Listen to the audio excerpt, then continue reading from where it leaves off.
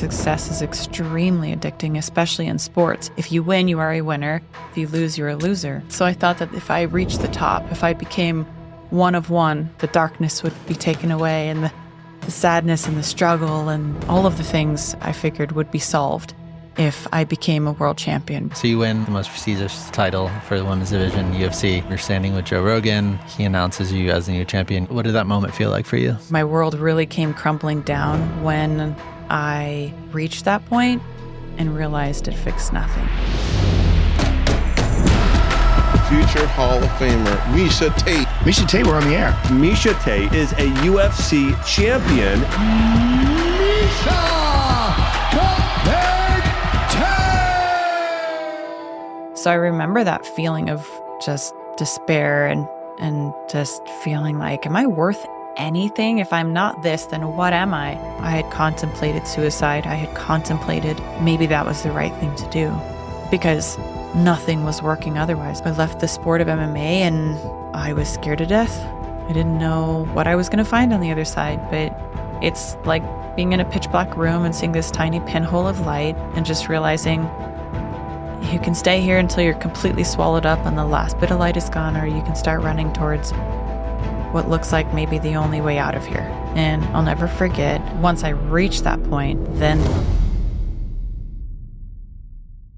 Today, we have the honor of sitting down with Miesha Tate. Miesha is one of the most accomplished fighters in UFC history and a pioneer in the women's division. The height of her success came in 2016 when she won the Bantamweight Championship, which is the most prestigious MMA title in the world. But just 4 months later, she lost the title. And within that calendar year, she abruptly retired due to the mental exhaustion of winning and losing. Miesha's story is a cautionary tale because no matter what career or endeavor we're pursuing, many of us see success as the key to our happiness. We do this without realizing that success acts like a double-edged sword. When we have an unhealthy fixation on success, it can actually lead to an emotional downfall. So in this episode, we explore the tension between pursuing a goal and then caving to the temptation to put your self-worth in your accomplishments. We unpack the unbelievable feeling that comes with winning and the despair that comes with losing. In this way, we'll learn that success can become like an addiction. We'll get a behind-the-scenes look into Miesha's highly publicized rivalry with Ronda Rousey and how comparison and competition can often fuel an unhealthy obsession with success. Finally, we'll explore what Miesha learned in recent years that helped her break free from this cycle. We'll learn how to define success and how there are actually many components that make up a truly happy and successful life. So without further ado, Miesha Tate. I want to bring in with a moment. So March 5th, 2016. So you win like the most prestigious title for the women's division, UFC. You're standing with Joe Rogan. He announces you as the new champion. You say to him, I waited so long for you to say that. So many people imagine that moment in their life, like this mountaintop moment that all of their success culminates. So what did that moment feel like for you? It felt like it was everything that I had worked for. You know, it felt like my purpose was fulfilled in that moment. You know, and we can get into after that. But in that moment, it felt like all the problems had been solved. And this was surely going to fix everything in my life that wasn't right. And all the sacrifice had been worth it. And mind you, it had been about 10 years since I had started fighting. Maybe 11 years if you count my amateur experiences. So, you know, it was a lot of time, a lot of blood, sweat, and tears. And in that moment, it felt like everything was right with the world. Why was that moment like so important for you? Like leading up to it? I think it was so important for me because it's what I had set my sights on, and I couldn't see anything beyond that. So I thought that was, if I reached the top, if I became one of one, that I would be, you know, fulfilled, and I would have so many of the questions answered, and the darkness would be taken away, and the sadness and the struggle and, you know, all of the things I figured would be solved if I became a world champion, because that's all that I thought was important. I thought winning was the most important thing and becoming a champion was the most important thing in life. So I was sure that I had finally reached the moment where everything would be right. So you win the title, and then what were like the next 4 months like for you, like just riding that out? Well, it was incredible for a few weeks, I would say. And then, life started to go back to normal. And I started to feel like maybe it wasn't everything, like it didn't fix everything. And I didn't want to admit that to myself. But in hindsight, the truth was that it really didn't fix anything. I mean, it was a great accomplishment, and I'll always look back on it, and be proud of what I accomplished and how hard it was. And, how rare it is for someone to become a champion in a sport like that. And especially if you think Absolutely, yeah. about women not even being allowed in the UFC just 3 years prior. Right. So, for me, when I started out in this sport, everyone thought I was insane. Like, there's no future in this for women. Women don't fight. And then to not only, get into Strikeforce, which was the precursor for the UFC, and win a world title there, and then have it, come over and merge into the UFC. And I still wasn't sure if women would have a home in the UFC. Dana White at the time was still very adamant that women would never fight in the UFC. So it wasn't until 2013 that we even got our foot in the door. And then by 2016 to become a world champion after, many failed attempts. I wasn't successful in defending my championship in Strikeforce. And then I had another title shot in the UFC and I was unsuccessful. So I really felt like this was my last opportunity to ever make this come true. And then following that, I came back down to earth, so to speak, and realized that my life really wasn't any different. I just had a shiny belt to go with it. So it kind of just became this accessory as opposed to everything that I thought it was going to be. What did you think it was going to fix?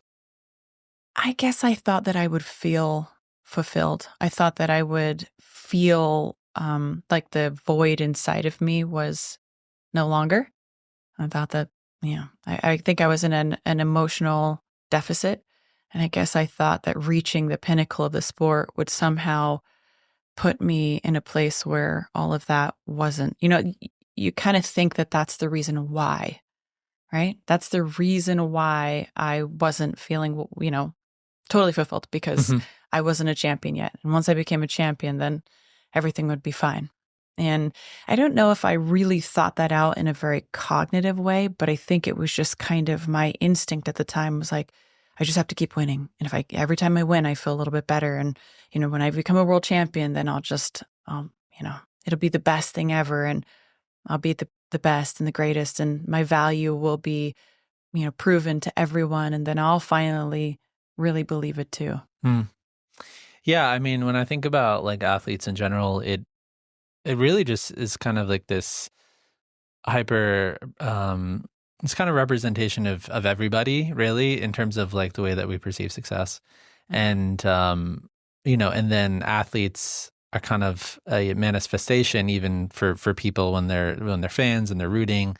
And it's like this it's just like a pressure cooker because you have all these fans watching you have the media and all this stuff. And then like just winning that is like, I can only imagine like you have your sights set on that as like your life goal. I mean, the high of it is indescribable. I think the dopamine that you get from it it's like nothing else that I've ever experienced, at least. It's really an incredible rush. But like anything, it wears off. And I think if you don't have a real solid understanding of who you are when you strip all of that away, if you don't have your peace intact and protected, then it's really just a shell. It doesn't really provide you with, I think, real value and real meaning. It's an accomplishment. It's great. I'm proud of it. I'll always be proud of it. But it still isn't who I am. And at the time, I think I was just Miesha Tate, the fighter. And I had no other way of describing myself. I didn't know what my purpose or value in life was other than to entertain people and go to war and try to be the best that I could be. So that's really where I had invested all of my eggs, I guess you would say. I put all the eggs in that basket. And I guess once I figured out that it wasn't going to change everything deep down, then it gets kind of really depressing. When you said the void, what did you mean by that? by void? Well, I think that I was still in search of my my real self, my true identity and my peace, and I didn't have a grasp on that. And when you don't have a grasp on who you are and what is important to you, then I think there's a void. And you can ignore it, you can push it down, you can try to hide it. Yeah, you can try to put it in a closet, but it doesn't mean that it's actually going to go anywhere. It's you just get really good at hiding it. And I think as an athlete, we get really good at compartmentalizing, and whatever's not important to that moment doesn't matter. That it just doesn't exist, but it does exist. And I think over time it gets heavier. And I think the more that we try to put it away, the harder it is. Like Dr. Gabor Mate compares it to pushing a beach ball under the water. You know how much energy that takes to try to hold a beach ball under the water, and it's damn near impossible. Eventually the beach ball is going to surface anyways, so, and by that point you're usually exhausted. So I think that's where I was at. I was really exhausted. I thought that I just was under this illusion that it was going to fix everything. And, I think my world really came crumbling down when I reached that point and realized it fixed nothing. So it was while you were champion that started setting in. Yeah. I mean, I would even say I was definitely on an emotional and mental decline prior to becoming champion, but it was still under the illusion that if I just got that belt, that would be the key to fixing it all. And once I reached that point, then I was faced with the truth that it doesn't fix anything. And then I really had nowhere else to kind of turn and look to and say, well, then maybe this will fix it. That'll fix it. It was kind of like, no, I have, if this didn't fix it, I don't know what's going to. And I wouldn't say it was exactly that moment that I knew I had to change my path, but it was this slow evolution. And just realizing that if that didn't fix it, then I have to do something else. Because it was like the definition of insanity, right? Is doing the same thing over and over and expecting a different result, right? So I realized that I was doing the same thing over and over. And now I had reached the top and I still had all the same problems. So I had to really reassess at that point what I did need to change in my life so that I didn't feel this looming sense of darkness, if you will. Yeah. And so 4 months go by and it seemed like very quickly you ended up losing the belt. And so you have this massive high, you're having all these realizations, and then you lose it 4 months later. How did you feel at that point when you lost it? The worst ever. I mean, it was devastating. It was like my whole world had come crumbling down, and it was just another low blow, it felt like, because, you get to the top and you so desperately want to hang on to that. But I think the truth was really seeping in, and I had already started to understand that it wasn't going to fix anything. And so I think I started to spiral at that point. I started to realize that there were things in my life that were very toxic and that I wasn't addressing, and I was exhausted. It was like I was burning the candle at both ends, and then I cracked it open in the middle and lit the wick from the inside too, because that's what I needed to do in order to become a champion. But once I did that, I just didn't really feel like I had much left to burn, and it all came crumbling down on me in that next fight. And the reason I took that fight again so soon was because I was still a little bit under well, maybe if I just fight again, that had always just been the solution before, right? Just fight again and you'll get that dopamine rush again, and you get that high, and you get that win, and you get the paycheck, and you get, everyone talking about you, and, maybe that'll help me out. But it was very certainly answered for me after that fight that it wasn't. And I just fought one more time after that, still kind of hoping that maybe if I got back on the winning track, I would be better. And no, I lost that fight too. And then I pulled the plug on mixed martial arts. I retired at that point. Yeah, that's crazy because, I mean, if from an outsider's point of view, even from a fan's point of view, for someone who literally just won the title and then you're going on Joe Rogan talking about winning the belts and then you lose it. and then within that same calendar year, you're like walking away from the sport completely. I feel like from a fan's perspective, you'd be like, what's going on? Like, how could that be possible? Someone walk away who literally was just champion, and then they just walk away. Yeah. Yeah. It makes sense now that I look back on everything. But at the time, I couldn't make sense of it because I just didn't have the perspective that I have now. But nobody's really put it that way. Nobody really said like how quickly that happened. I mean, we're talking within the same calendar year. I had become champion in March. I fought again in July, and I lost the belt then. And then I fought again in November, and I retired. Yeah. I think you said in another interview that the sport broke you. Yeah. What does that mean? I think that the sport, it made me, but it broke me because I thought it was the answer, and I was broken when I realized that it wasn't. And I also realized how much time I had invested in something that didn't work out for me in the way that I thought it would. So I think it wasn't just the sport. And I can't remember how long ago it was that I said something like that, but if it was anywhere around the time of the retirement or after, it was also maybe still a lack of understanding the comprehensive everything that was going into kind of breaking me in that moment. But I think when you're broken, you have two choices. You give up on yourself and you quit, or you figure out how to build it back better and stronger. And so in that moment of being broken, I think I had to decide what I wanted.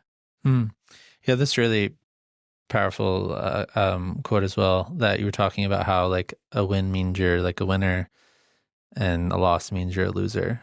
Mm-hmm. And that really hit me, because I feel like, again, if you were to apply this to just any person and like whatever craft or thing that they're doing, and they have a big win at work or in their life or something like that, and then they get like a high from it, or even as even if you think about like a content creator or something like that, if they have like a piece of content that like really resonates with people, and then other things that they're doing isn't resonating at all, and then you kind of think that means that you are a loser. So what did that feel like for you as a fighter? Well, I think, like you said, there are macrocosms and microcosms of what we do. And I think that it can apply to everybody. What I went through, the difference is that I had millions of people watching around the world that were ready to jump on me and tear me down. And that was also hard to deal with, you know, yeah. But I think that anybody, even the high of having a child and then realizing how hard it is. You know what I mean? Yeah. Like that you bring the baby home and then it gets really hard. Like my kids are 6 and 4, and some days I'm just like, what am I doing wrong? Like, why are they fighting so much? Like, why do they hate each other? I think this applies in so many ways for people and their jobs and their relationships and everything. You get this great feeling and then life knocks you down. But I think it's all with a purpose. I think it's to give us the perspective in life. I think that you can't really enjoy a great moment if you don't have a terrible moment to compare it to, right? Yeah. Like, what would perspective be if we didn't have highs and lows? It would be boring. Yeah, that's really good. Yeah. I think what even surprised me about, as I was looking into all this is Ronda Rousey. I guess a lot of people call her your biggest rival. So she started her career off 12-0, and then obviously became like a household name and was covered by the media a lot. And so a few months before you won the title, she lost it for the first time. And afterwards, she said she was literally sitting there thinking about killing myself in that exact second. I'm like, I'm nothing. What do I do anymore? Nobody gives a shit about me anymore without this. And that, even reading that, like even in preparing for this interview, it was kind of shocking, even like that someone who could be so incredibly successful and be like 12-0, never lose, to have that internalized experience afterwards.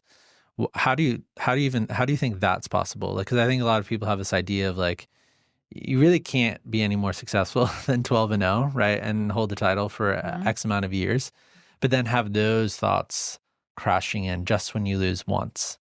Like, how is that aspect of it possible. I remember hearing that from Ronda, and I remember thinking, like, maybe we're not as different in all ways. I think we cope differently, we handle things differently, but I know what that feels like. And the difference is though that I had already lost, many times in MMA, and I'd had to kind of build myself back. I hadn't reached the point where I was the champion and lost it. So I couldn't necessarily relate to that, at least not in the UFC. But I did experience that when I fought Ronda the first time in Strikeforce. And to me, that was everything. So I remember that feeling of just despair and just feeling like, am I worth anything? If I'm not this, then what am I? And so I could kind of empathize with her in that moment a little bit. Um, and yeah, I think people would probably look at that and be like, oh, what a crybaby. What a, ridiculous thing to say. Like, how spoiled can you be? Did you really think you were going to win forever? But people don't understand that when you give your whole life to something and you work so hard for that every single time, that it's just never easy to take a loss like that. It's never easy to fall from the throne. You get there and life's pretty great and you want to stay there as long as you can. I didn't get to enjoy it as long as Rhonda did, but I could imagine that she got kind of accustomed to that. And that's her standard. Yeah. And when she fell really hard. People were ruthless. They were mean. They almost couldn't wait to see her fall from greatness. And that's, a lot of people out there who will never be as successful as any world champion in the UFC will wait for your fall. And they just can't wait. They tune in and watch and just want to see when you're going to finally lose so that they can feel a little bit better about themselves.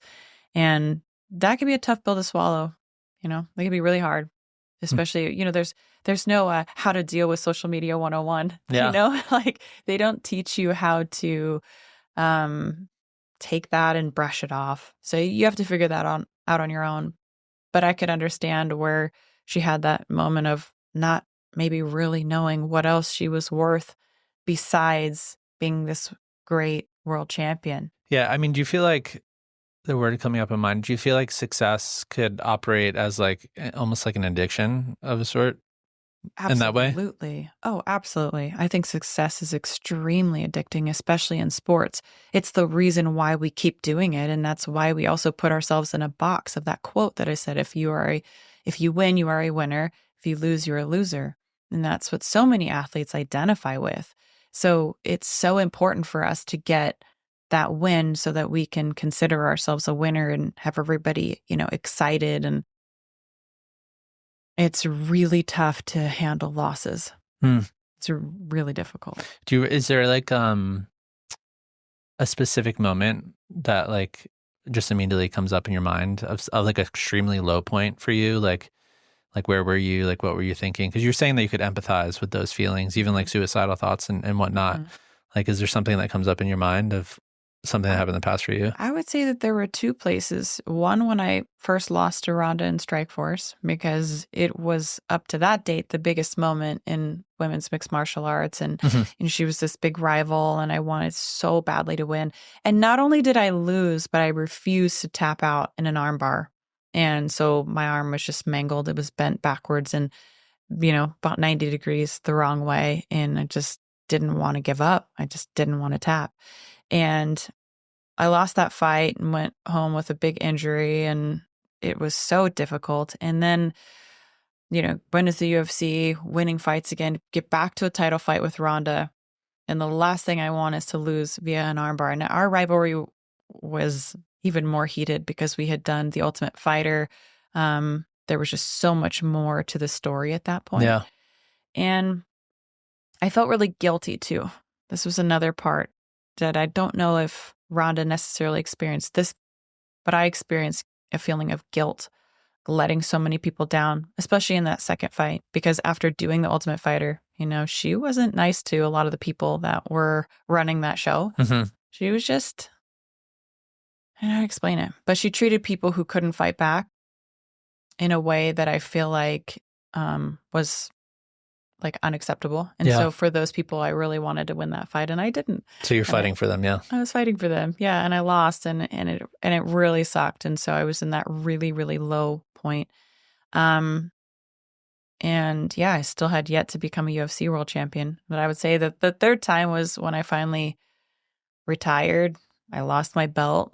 I mean, all those moments were huge losses for me. And I think at the point when I retired, I just had to accept that what I had been doing wasn't working.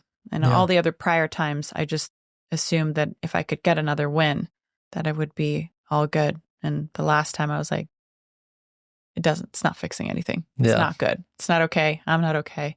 This is not okay. I have to change something else. Yeah, there was this I think documentary that you had talked about in another interview, The Weight of Gold, and I actually had watched that maybe like a month ago, and the experience of like just Olympic athletes as well, and the fact that they train for this moment, and even the fact of being in like third place or fourth place. Like, it's not really celebrated. I mean, third or fourth place is like, out of all the people on the planet, to be in third or fourth place is like insane.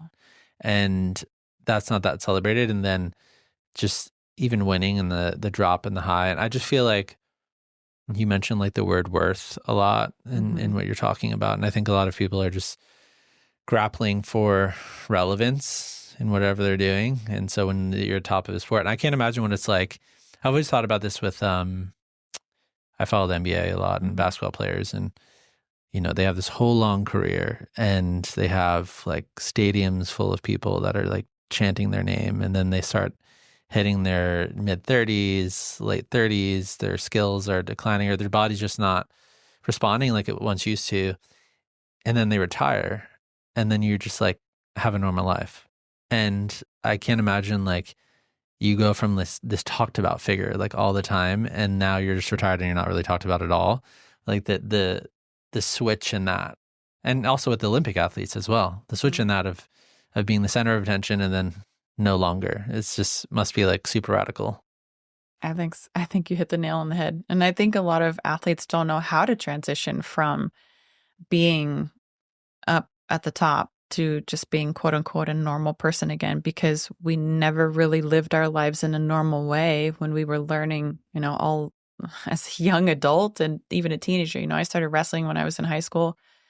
Then I started doing the sport, and it just became all consuming for me. And, so many Christmases, New Year's, Thanksgivings, all holidays, funerals, weddings, so many things I missed that I feel like the normal person would have been afforded to have that. But I had to train, I had to diet.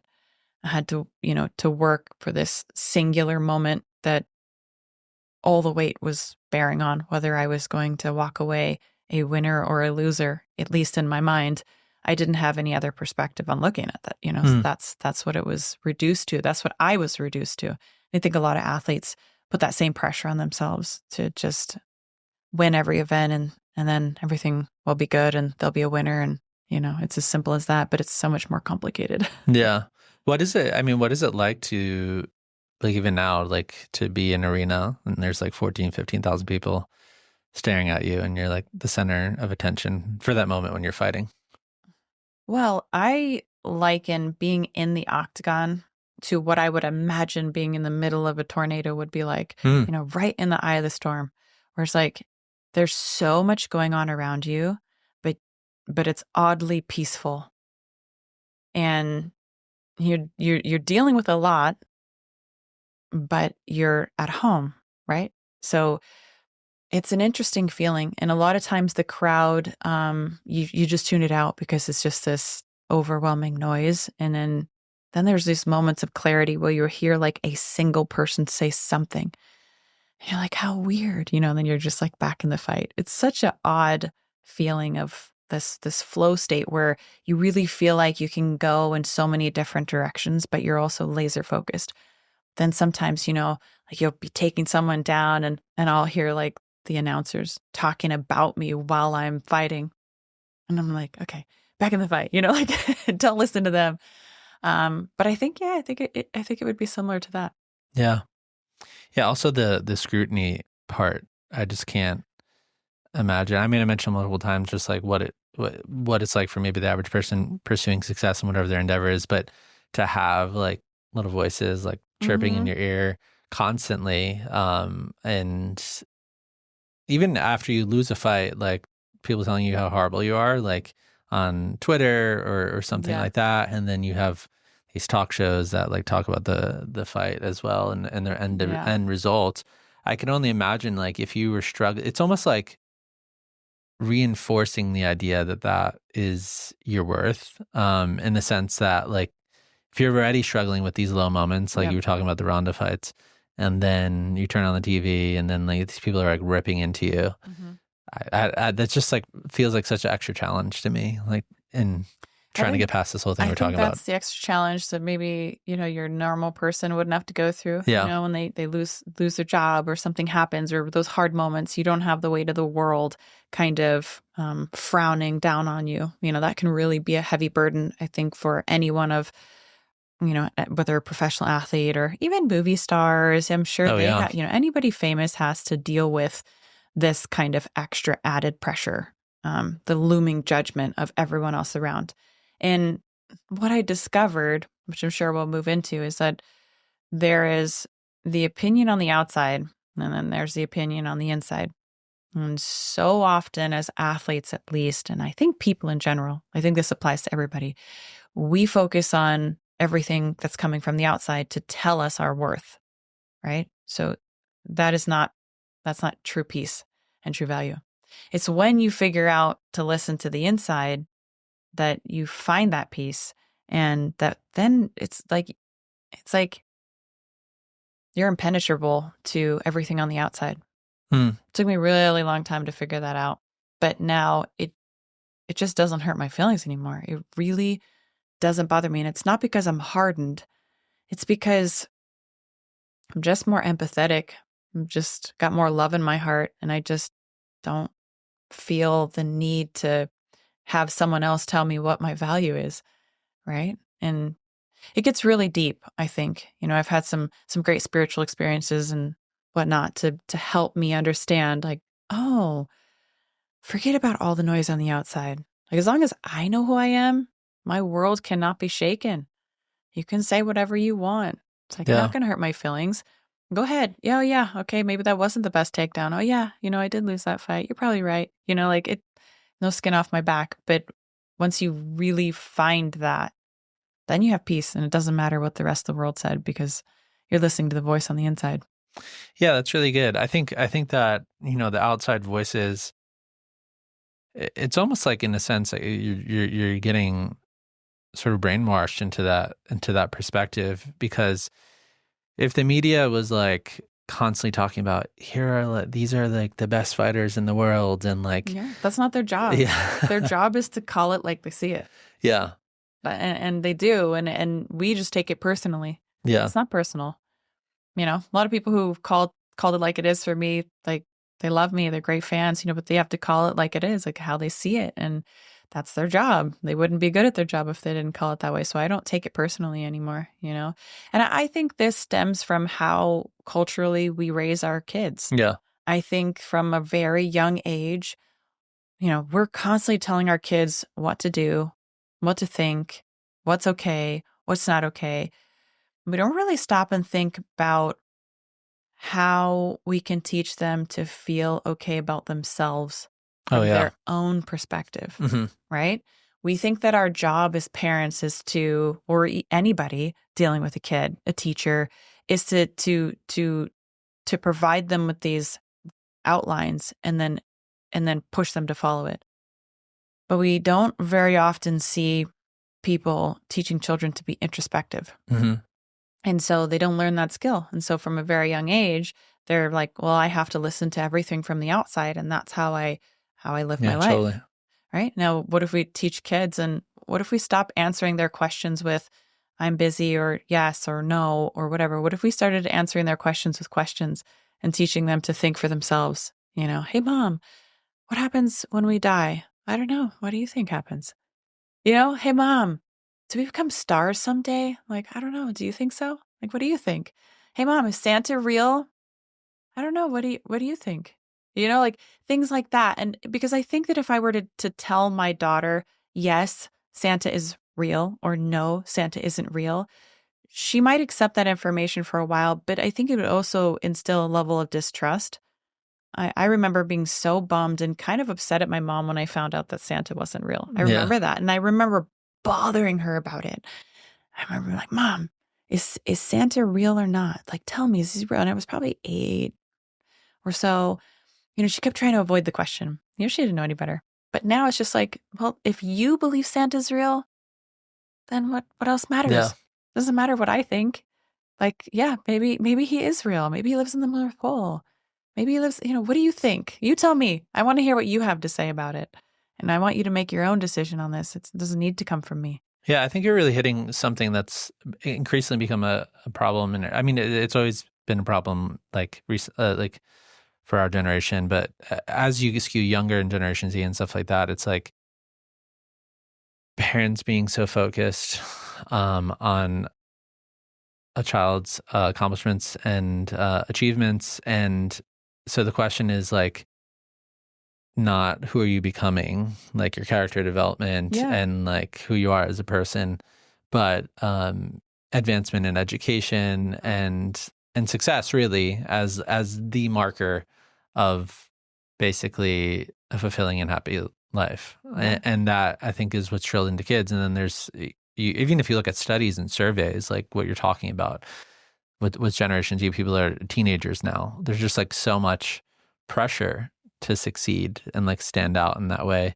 And there isn't those like introspective questions. And so it's coming from parents as well. Yeah. And this isn't to blame parents, because we often are raising our kids in the best way that we can according to the way that we were raised. And it doesn't really start to change unless we question it.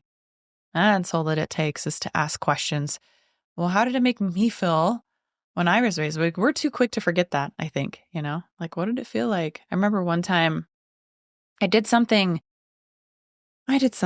wrong. God, and I don't remember what it was. But I remember the punishment. And it was that every day I would come home from school for 2 weeks and get a spanking, regardless of how well or good or bad I was that day. It was like payment for, what I had done 2 weeks prior. And it was so stressful to me, and it was so hard on me. But my mom didn't know any better. It's just like how she was raised. So like, I don't believe in parental blame. My mom loved me. Like, she loves me with her whole being. I know she would sacrifice anything for me still to this day. So, I'm not upset with her about that, but it just wasn't until I started to question if that was the best way. Like, can you raise a kid in any way? Yeah. There's a lot of kids that are raised out there and, they're beaten by their dads and, neglected by their moms. And maybe they become, as you mentioned, I was listening to that actually just recently, the interview that you did with, what was his name? He was on just really recently. He was a gang member. Oh, Johnny Chang. Yeah. Yeah. Johnny Chang. And I was listening to that and I was like, this is a perfect example.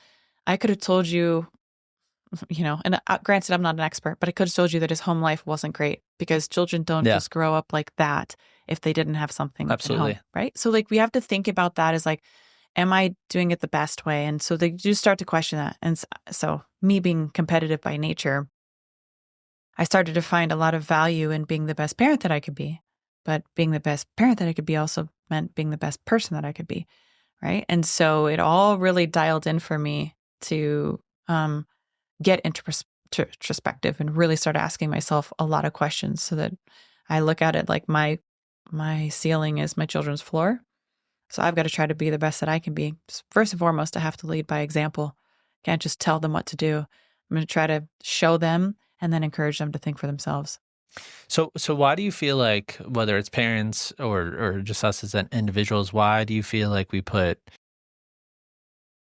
like so much value and worth to achieving things? I think we're disconnected. We're extremely disconnected, and we're only getting more disconnected as more generations come.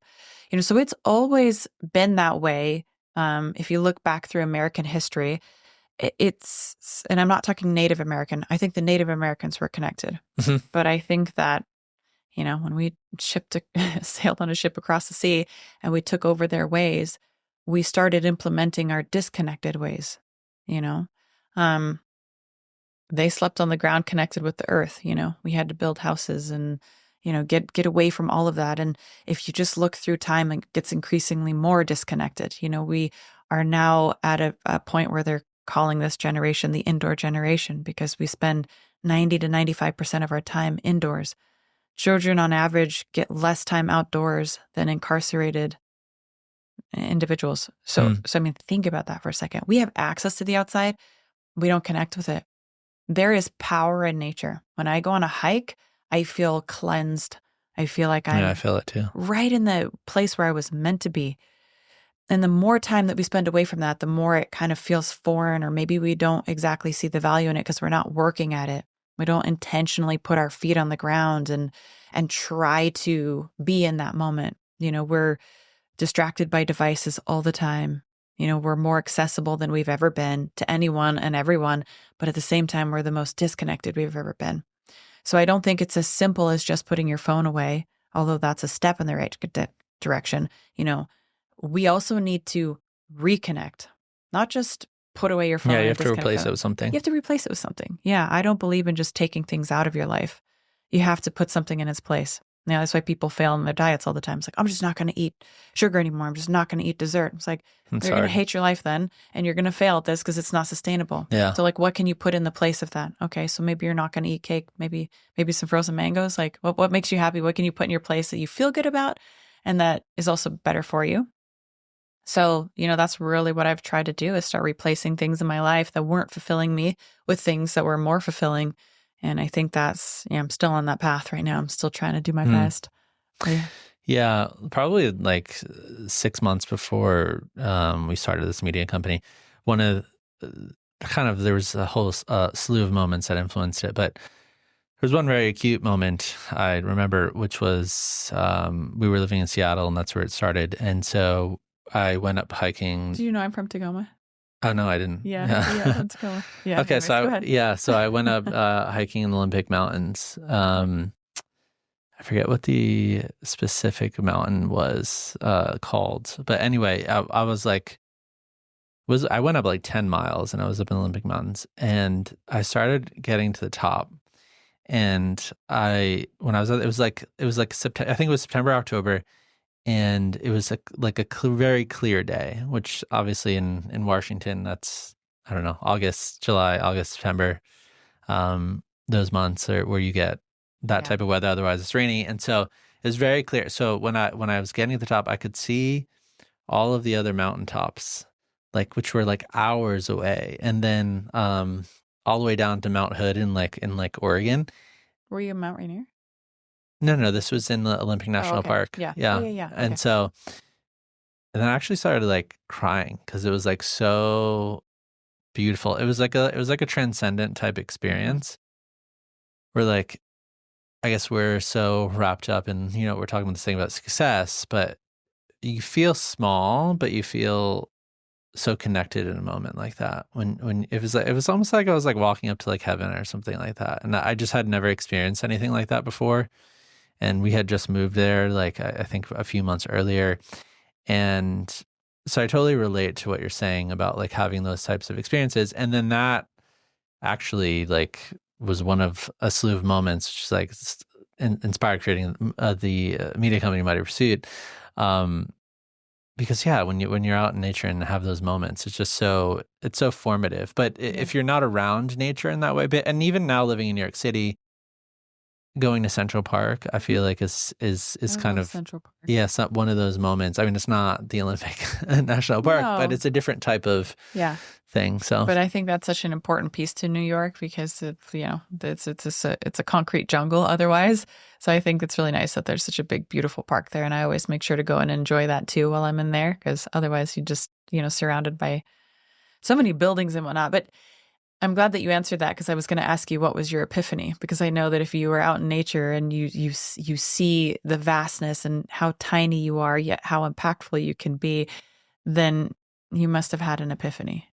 Yeah, I think it's like more of like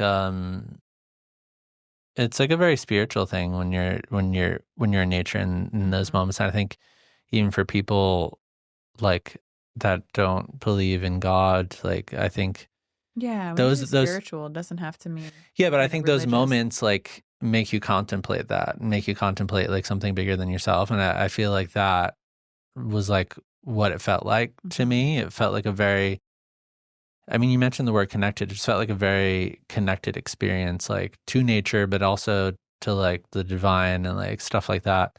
And that was kind of like the epiphany for me of like something bigger than myself. Yeah. And you felt like, did you feel like you got the answer to something you were searching for? I felt like, yeah, I felt like this whole realm of existence was like opened up for me in that Mhm. moment that I had never experienced before. And so I grew up on the East Coast in New Jersey, and like there just isn't anything like that out out there. And so like being in that environment, and really the entire Pacific Northwest was really my entryway into like that entire area. I think it was something that like was I think you contemplate like this is so beautiful, like it like in a way that like man can't like make this type Yeah. of way. Yeah. It's just like so beyond like what we create, like natural beauty. And I think looking at the New York skyline in some ways is beautiful, and yeah, that's something that like humans created. But there's something different about being up in like the mountains Yeah. and experiencing like a high mountaintop and being in that area. And then it's just so quiet, and the breeze and the smells and the everything else. And so I think that's really what it unlocked for me. Yeah, I think so. I've been there many times with that. And I would agree with you. Looking at the New York skyline, I'm always amazed and blown away, but it's not spiritual at all for me. Yeah. It's like, wow, that's so crazy. I can't believe that they built all of that. Yeah, I'm exactly. amazed and blown away. And I sit back and admire all the hard work that it must have taken to do all of that. But it doesn't have the significance in moving me spiritually like it does when I get out in nature and realize like we could never do something that Yeah. incredible. Yeah. Yeah. So I mean, those type of moments really help contextualize like, oh, like this is it. One thing I wanted to circle back on in that vein of like, oh, this is it. Like you were talking about how you would fight, you would lose, but then you felt like another fight would like fix it. Mm-hmm. And so whether you're on a losing streak or you're on a winning streak, it's like we think that more is going to satisfy us. Mm-hmm. And so like what would be your perspective on that this idea that like if we get more, then we're finally going to reach this like bliss point of Yeah. being satisfied. Yeah. You know, I had a friend of mine recently pursuing her career and like really leveling up, right? Because then if she could make that kind of living, then she could finally have the life that she wanted. And they have a great life. Yeah, And it's their another house is version of it. Yeah. right. Their house is really beautiful, really nice cars. And I couldn't help but sit back and digest that after the conversation. And I'm never someone to just go and poo-poo someone for pursuing their dreams. That's not what I'm saying. But it stuck with me because think I realized that won't fix anything for her. You know, she'll just want more again. And, you know, so coming back to the question is, I think so many people do think that, man, if I just drove a nicer car, or if I could just have name brand purses and, you know, new shoes for every single day of the week and a bigger house and a more beautiful yard and, you know, people to clean up. And I think the problem is that if we look at it, we see a lot of people who do get to that point. And, you know, you think of the suicides that happen because I think it's similar to what I experienced, similar to what you brought up earlier, you know, other fighters and Ronda in that moment of like losing that or realizing that it's not what it was or what you thought it was going to be. And then thinking, then nothing will ever fix it, right? I've been in pursuit of this. And I thought it was going to fix everything for me. But I have everything, like everything that everyone would ever want in life. I have. I don't want for anything. I could spend whatever I want, drive the nicest car. All my friends are envious of my life and people I don't even know wish that they could have what I have. I have this beautiful wife, this great husband, I have kids and they're great and lovely and wonderful. And my house is amazing and everything's so good. and I'm still sad. I still have this void. I still have this deep darkness. Don't have my peace. And I think it's almost a double-edged sword that when you actually get to the point of where you think if you just had all of that you would be great and fine and happy. And then you're faced with the truth that you're not, because the happiness doesn't come from the external world. It comes from the internal world. There's plenty of people who have no homes, living in third world countries, barefoot, dirty kids that have love and fulfillment in their life. And they don't want for anything more than that, you know? And I mean, I've personally experienced that. Like I've traveled to these third world countries, and it's almost heartbreaking, but it's also so beautiful where you're just like, wow, these people look how happy they are. Like these kids don't have anything to play with but sticks. And they're just out there having the best time in their little tattered clothes, and they're happy, you know? Not that it's always that perfect, you know, but what I'm saying is that there's more what's most important is on the inside. And sometimes when we keep chasing that superficial, outside, external place, and then we get there, it can be like, now what? Like, what do I do now? It didn't fix anything for me. And we lose people, I think, in that moment. I think we lose people. They take their lives and they just never really got that chance to, I think, understand what the internal connection is like, and finding that internal peace where if they lost everything from the outside world, like, could they still be happy? You know, like, could you still be happy if you lost all the things that are physical possessions, but you had like your loved ones, all the things that are emotional fulfillments to you? Like, could you still be happy? Could you find happiness in that moment?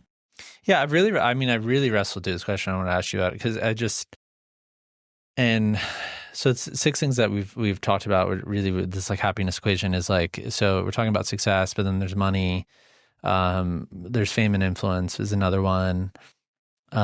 Pleasure would be one, just like having tons of like pleasurable experiences. And then beauty, I think is particularly acute for women, but also increasingly for men as well. And then like power, like if I can like control things.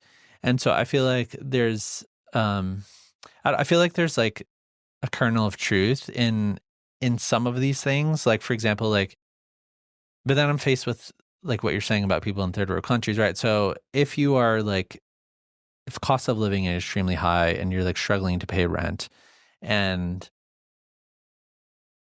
like I would imagine at some level that would affect your mood or your mental health or happiness. And so you're living in less than ideal conditions. And so would having a better baseline or just being able to meet your cost of living or something, would that increase your happiness? Or even we're talking about success, and some people, we have these conversations, some people think we might be saying something that we're not. For example, like success is like, okay, so that we shouldn't care at all about like our like success in fighting. I shouldn't even like put any effort into it or whatever. And who cares if I win or lose? And does that make me the most like competitive person or whatever? And so, yeah, is there like a line, like, or is there some point that we get to that even with fighting where you're like, okay, this is like a balance between like my entire worth is not being placed into this thing, but yet I'm still pursuing it as something that, because you're still fighting now. Yeah.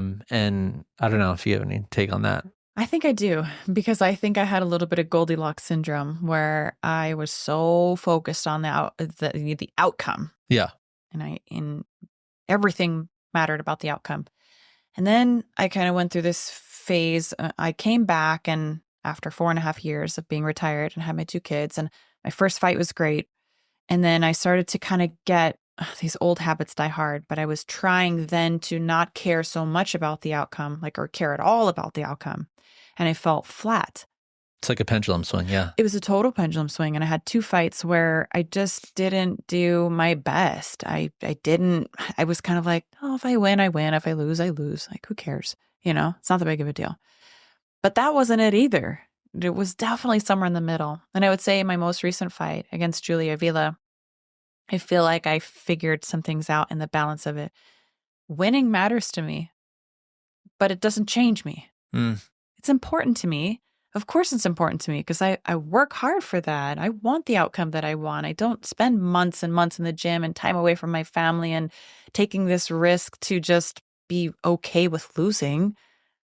I'm not like, I don't want that. I want to win. But if I lose, nothing changes, right? So there's security in that. And I guess that's where on one side, when I only cared about the outcome, I had no security in anything else. That's why it was so important to me. And then when I pendulum swung so far the other way, it was kind of like, well, everything's all good, so I don't really care about winning or losing. Then I had flat fights and it was terrible. I was like, no, I do care about winning or losing, but it doesn't change my value, right? I know who I am at the end of the day. And that's where I found the magic mixture.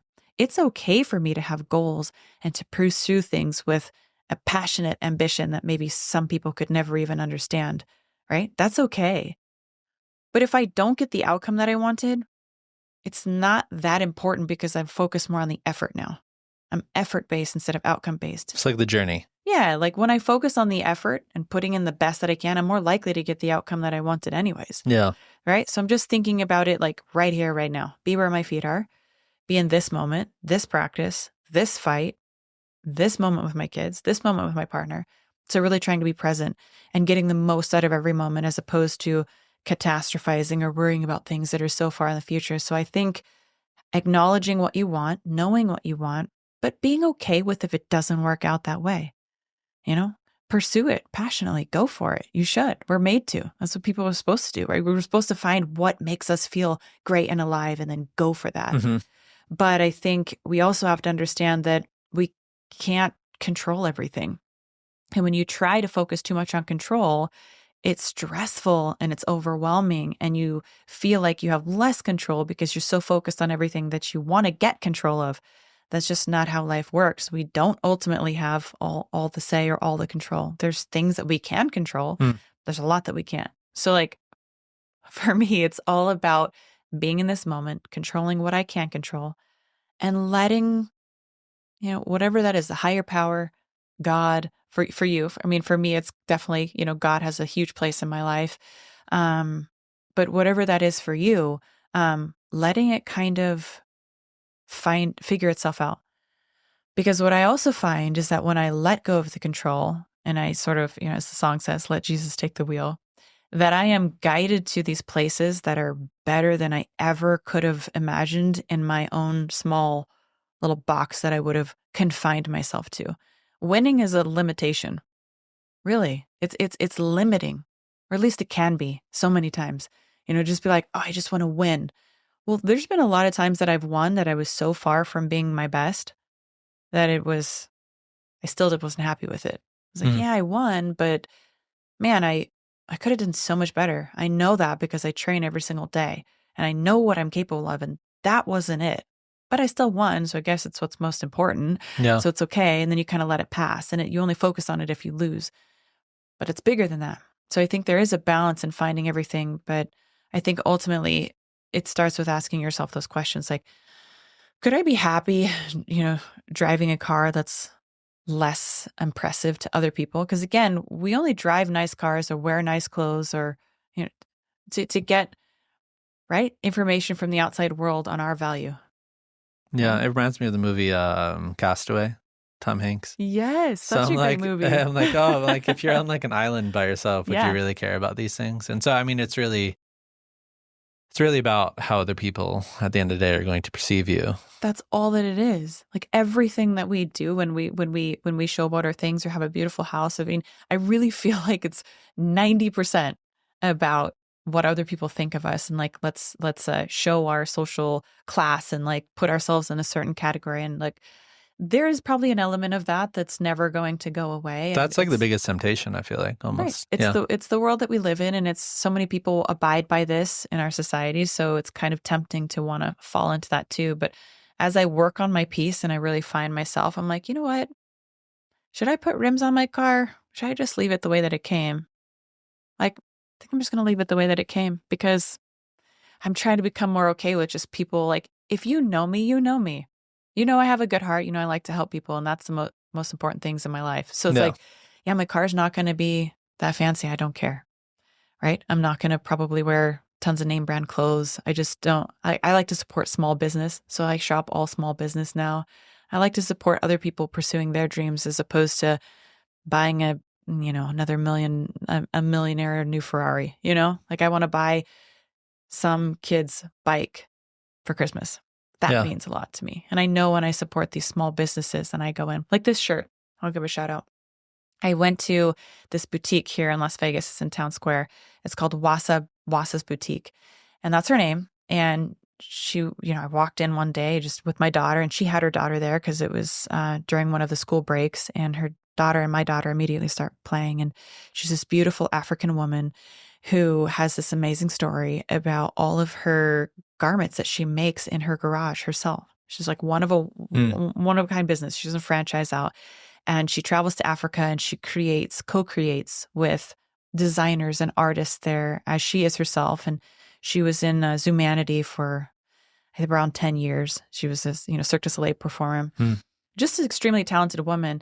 And I was like, that's the kind of person I want to support, right? She's a mom. She's pursuing a dream. She's doing something different and amazing. I was like, so like I bought this shirt. It's got this like cool little rope on the bottom. And she's like, I just want people to wear a little bit of Africa. I want it to be a little bit here. And I was like, that's amazing. Like, that's what I want. Like, I don't care about Louis Vuitton. Sorry, like, not to say, cool, but I'm just in a different place now where I don't need the status because it's like here in my heart. Like, I know my value. I know my worth, so this is a different place. And it's so rewarding and fulfilling, at least for me, to be in that place and not abide so much by the rules that society has said, this is my worth, this is my value. It's like, no, I'm going to decide what my worth and my value is. And I don't care about all the other things that everybody else cares about. I'm never going to drive the nicest car. I'm never going to have leather seats. I don't care about that. It's not what's important to me. I think the thing that's so challenging, I think, for people is like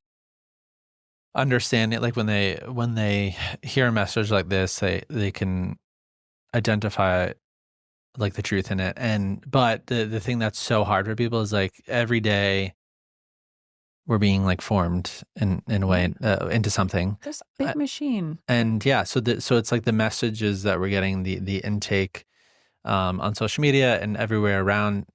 So it's like it's a very conscious thing that you're talking about. It's a very like it's not a passive thing. Like if you feel like you're going to go along in life and like just have the perspective that you're talking about right now. It's like, it's not going to happen. It's like there's like moment by moment, day by day decisions that you're making in terms of the messages that you're being pulled into and advertising and all the things that are basically trying to activate that wanting mechanism in you. Yeah, we want to belong, right? We want to feel like we belong to something and we want to strive for greatness. And those are not inherently bad characteristics. I think it's important to our survival and it's natural for us as humans.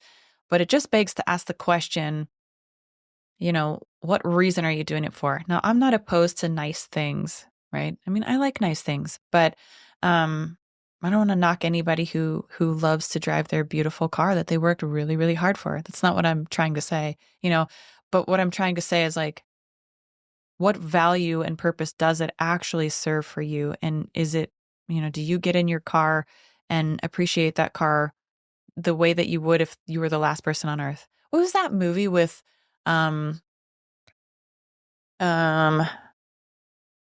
his name? I don't know. I can think of it right now. Will Smith. He was the last person. And no, that was a great movie too. But he was the last person on earth. And he had like a dog. And there was like a bunch of zombies. Legend. Yeah. Right. I Am Legend. And he's like ripping around in a Ferrari. And I remember all that. And I was like, but like, would we care about all these status quo things if we were that person on an island or the last person on earth? Like, how would we change? Because then it would all be about what's internal, right? Like what makes us feel good. And I'm sure he had a great fun moment and ripping around in that Ferrari being the last person on earth. But my point is coming back to it, are we serving the outside or are we serving the inside? I think the word that's coming up in my mind right now that is particularly difficult for people is the whole comparison thing.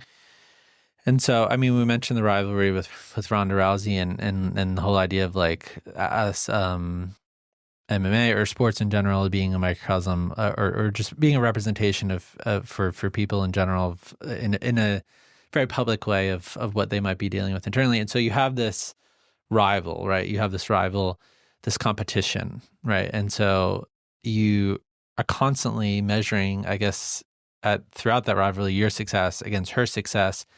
And so you experience what a lot of people experience in like an elevated, pressurized, like very acute way of like, and so how do you, now looking back, how do you like avoid getting lost in that trap? Like your success as a fighter is only measured against like LeBron James only has 4 championships and his success measure, Michael Jordan has 6, like, you know, and it's like, how do you not get lost in your accomplishments being like compared against your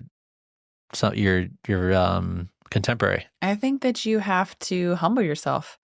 And I think you have to realize like the truth in the matter, you know, and when it comes to basketball, these championships don't happen without their team. Yeah. Right. So, I mean, so 100%. much of that doesn't even have to do with the individual themselves. It has to do with how well their team supported because they never could win it by themselves. So, I mean, that there's some honest accountability for you too, you know, and the same thing goes for me. It's like, hey, I made different decisions than Ronda did. You know, I was in a really toxic relationship for 9 years, and I definitely think that it took away from some of my performances. And, you know, she was married to the sport, right? She gave that everything. And she had a different upbringing than I did. You know, I've listened to interviews where she said, you know, my mom growing up would wake me up in an armbar and be like, always be ready. And you know, she had this mom that kind of instilled this competitive nature and was also, you know, a very acclaimed judoka herself. You know, so she came from a family lineage, you know, that started her very young in the sport. And my story is very different. I came up in a household that didn't really support me wanting to do sport like that. When I was 15 years old, stumbled across wrestling, and I came home and asked my mom, hey, what would you think if I went out for wrestling? And she's like, well, I don't think you're going to like it, but I'm not going to tell you you can't so long as you don't tell your dad that you're wrestling. And so that was my start in contact sports, you know. I just didn't have that same upbringing. So it's apples and oranges. You know, she led a totally different life than I did. You know, she lost her dad young. I had, you know, my biological father I didn't even know of until I was 5 years old. And, you know, I've been able to maintain a relationship with him now, but I've had a lot of trials and tribulations, you know. I think that I started fighting because I wanted to become what I was missing, you know, and sometimes that masculine figure in my life. Although my dad who raised me, Rob, isn't, you know, he's a great dad, and he definitely did the best that he could, you know, with the tools that he had and the upbringing he had. You know, there's this generational trauma that gets passed down until somebody stands up and says, wait a minute, like, this doesn't seem right. And what can I do to change it and be different? You know, and just starts questioning the process if it's the best way. And, you know, my dad and I did not speak for probably 3 years, Wow. 13 to 16. We just didn't understand each other, and we couldn't see eye to eye on anything, and we just didn't have a relationship. And I felt extremely disconnected, and I felt isolated, and I felt alone, and my mom was working a lot, my dad was working a lot, and I turned to sport. Thank God, you know, because look where it led me today, you know. But, you know, that's not everybody's story. And so I look at it and I just say, look, my story formulated me in a way that I love who I am. And I'm okay that I was never 12-0 and that I had this many title reigns and all that. Because had I had that, maybe there's a chance that I wouldn't have figured out what I've figured out now. And I like who I am now. You know, I like my story. I like that I had to go through what I had to go through, and that I've come out what I feel like is better on the other side. So my story is unique. You know, let me see what I have to offer from it. There's no need to compare or contrast or wish that I was something that I wasn't, because I think that would be so short-sighted in everything that my life has had to offer me. I just have to have gratitude. Yeah, it really, really makes me think of this idea of what we give up in our pursuit of success. You know, even The Last Dance came out, I think, in 2020, and it was just this huge focus on Michael Jordan. But, he was like the most competitive, like human, like on the planet. But there's just things that, in terms of like his character and like who he was as a human being, relationships and stuff like that, and to like operate in that sort of way, or even, I don't know, even to be like Elon Musk or something like that. You're running like, or who David Goggins? Yeah. It's like very extreme. Yeah. I mean, I think he lives here in Las Vegas, or he did, but I see. I thought he lived in California, but I could be wrong. I don't know. Yeah, but like there's like all of life is channeled and focused on this one thing or these things, and there's only so many hours in a day, and there's only so many things that you could focus on, and if you're focusing on one thing, then other things are naturally going to fall. The pendulum is swung very heavy in that direction. So what do you feel like we give up in our pursuit of success? I think we forget to reconnect and connect with ourselves, and so peace. I think we give up peace. I think we replace that with stress. And like a lot of the things that we're pursuing is just because that's what we're told we have to pursue, right? Like, well, you want to be successful, don't you? You want to make a lot of money and have a big house and a nice car, and then you'll attract the right kind of partner. And I think a lot of times we just lose sight of ourselves in the whole process. Or maybe we never even really had a good grasp. So we have to find ourselves in all of it. And I think that, again, goes back to how we were parented. And it isn't to blame parents. I think there are a lot of really well-meaning parents out there who just assume that the way they were raised is the way that you raise children, right? That's I did for the first couple years of my life. I thought spare the rod, spoil the child. I was spanked growing up. I turned out fine. I had all these cliche thoughts and sayings. And I remember one time I spanked my daughter and it just destroyed me. And I felt so bad. And I thought, this doesn't feel right to me. I don't know how we teach children or people not to hit by hitting them, right? It doesn't make sense to me. And so I started to really look into like, I just assumed that that's what you do because I was spanked as a kid. But are there other ways? Like, could I do it differently? I don't know. Let me see what I can learn about this. And I really started to do my research, and I've read all of Dr. Gabor Mate's books. He's the trauma expert, trauma expert. And I started to realize how this chain continues to be passed down generation from generation. And it really takes someone stepping in and questioning the whole cycle and just trying to do it different. So I'm not saying I'm doing it perfect, but I'm trying to do it different. I'm trying to really ask hard questions and listen to myself. And I think in that whole process, the gift from my children to me has been I've been finding myself, right? And maybe that little girl that was lost in translation in some of those exchanges with my parents or lack thereof. There were things that weren't nourished and there are things that were. And I tried to find the balance in all of that, really, really reconnect with who I am and who I was meant to be. And I think when we pursue things with such a heavy weight, right? We've just like, got to do this. This is how we define successful. Very few times does it really address, if at all, unless we stop to ask the question, like ourselves, our soul, our spirit, like that main piece of us is just about like what we can do and what we can provide and, what we can accomplish. But what about us and who we are and being good people? We're just not really taught that. So yeah, I think it's a matter of that really would be, for me, what has been a big needle mover. Yeah, the generational thing is really big because I feel like if there's a void or a lack that you felt from your parents that they felt from their parents, and that you're trying to measure up and like make up for that like not enoughness.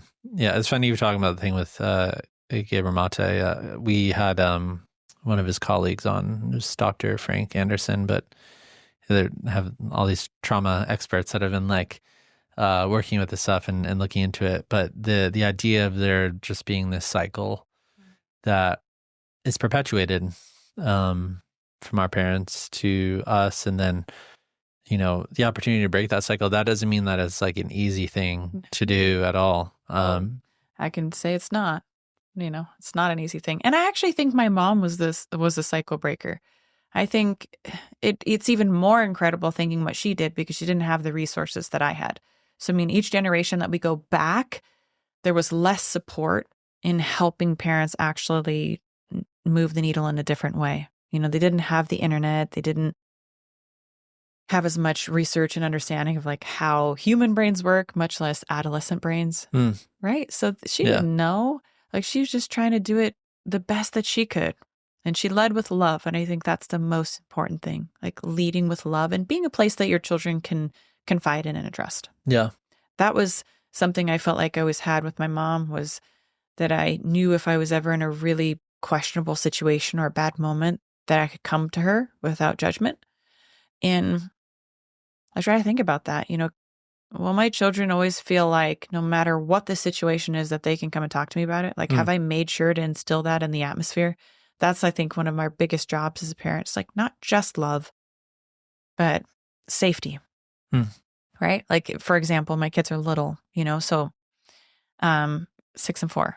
So if one of them peed the bed, right?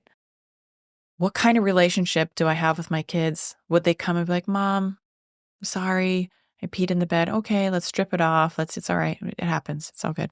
Or would we have the kind of relationship where they're like, oh, shit, like, better not tell Mom. Like, she'll be so upset with me. Like, I've got to find a way to hide this. Right? Like, what kind of relationship? How do you think your kids would respond in a high pressure situation or those loved ones around you? Do they feel like they can come and tell you the truth? Yeah. And I think a lot of parents think that love is enough, and love is crucial. It's really important, but safety is just as important. You want your children to be able to call you up and be like, Mom, I know I'm underaged. I was at this party and I had some drinks and my friends are pressuring me to drive us home. Can you please come and get us? Right? Yeah. That's the kind of relationship that I want to have. Yeah. My kid to be like, okay, don't love that you were doing that. Thank you for calling me. I'll be right there. That's really good. Right? Yeah. You mentioned this earlier, but a lot of the insights that you are, or realizations that you've had, you said were driven by like spiritual experiences. And so what did you mean by that? What were those experiences? Well, I think I would have to dial it back to reconnecting with God in my life. The moment that I retired was a moment that was really dark for me, and that I had really contemplated whether my life was still worth living. I had contemplated suicide. I had contemplated maybe that was the right thing to do, because nothing was working otherwise. It just was feeling so alone, and I had isolated myself from so many friends and family members, and part of it was the relationship that I was in just wasn't serving me. And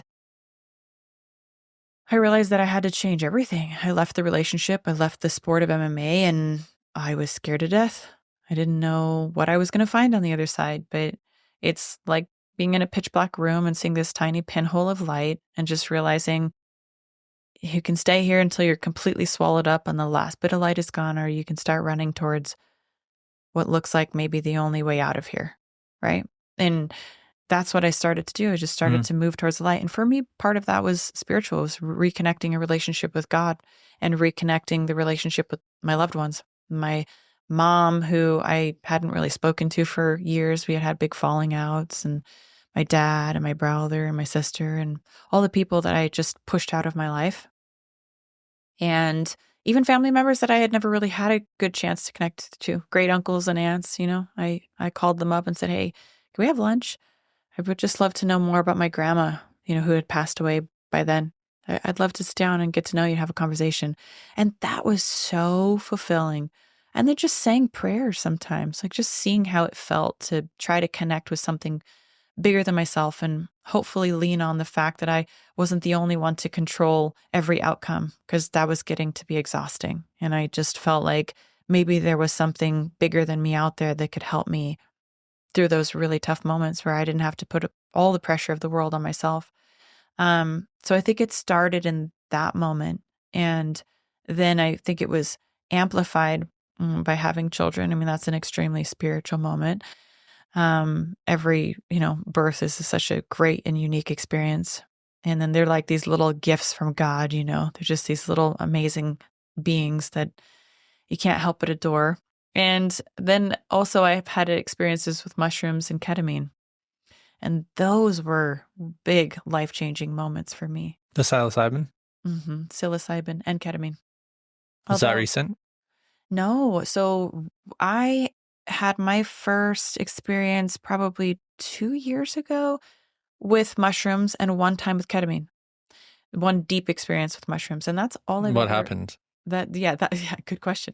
So in that deep experience, I watched Michael Pollan's documentary on, I don't know if you saw his documentary, but I haven't. I think it's like How to Heal the Mind or something, but he goes into each one of these, and psilocybin was one of them. So I'm just curious to see like what had happened. Yeah. Yeah. So that's to date the only deep experience with mushrooms I've ever had, because it was a lot of work. People think about mushrooms and psilocybin, I think, as probably this party drug or something like that, or it has a bad rap for it. I think now we're starting to see more of the healing benefits in effect, but I took 3 grams. I think 4 grams. I could have taken 4. And I'm always like somebody who cautions on the side of like less is more. I don't want to feel out of control. And I did this with Johnny. So it was like a couple's journey. And we took the mushrooms and we laid down on my couch, and we had a guide in the house too, just somebody to kind of like keep things normal in case it got weird. I didn't know what to expect. And you go into this visual effect. So my eyes are closed and you start seeing all these things, and then feelings start to come out. And it doesn't always make a lot of sense, because it's not like you're going through some physical motion or a specific memory. It's just like you open this box or this floodgate and you're not really sure what you're going to get. That's why I haven't done it again, actually, by the way. I've been thinking that I should, though, do it again. So I probably will. So that spooked you? It spoke to me. It spoke to you, or it spooked you? Oh, spooked me. Well, it definitely spoke to me. Yeah. It's not that it scared me. It's just that it's a lot of work. I think when you take psilocybin with intention of doing spiritual work and healing, you have to be ready for the heavy lifting. Right? That's just, it's not fun. I would say it is a beautiful experience, but it's hard. And so, I had these emotions come out, and things that I just didn't even realize were still bothering me.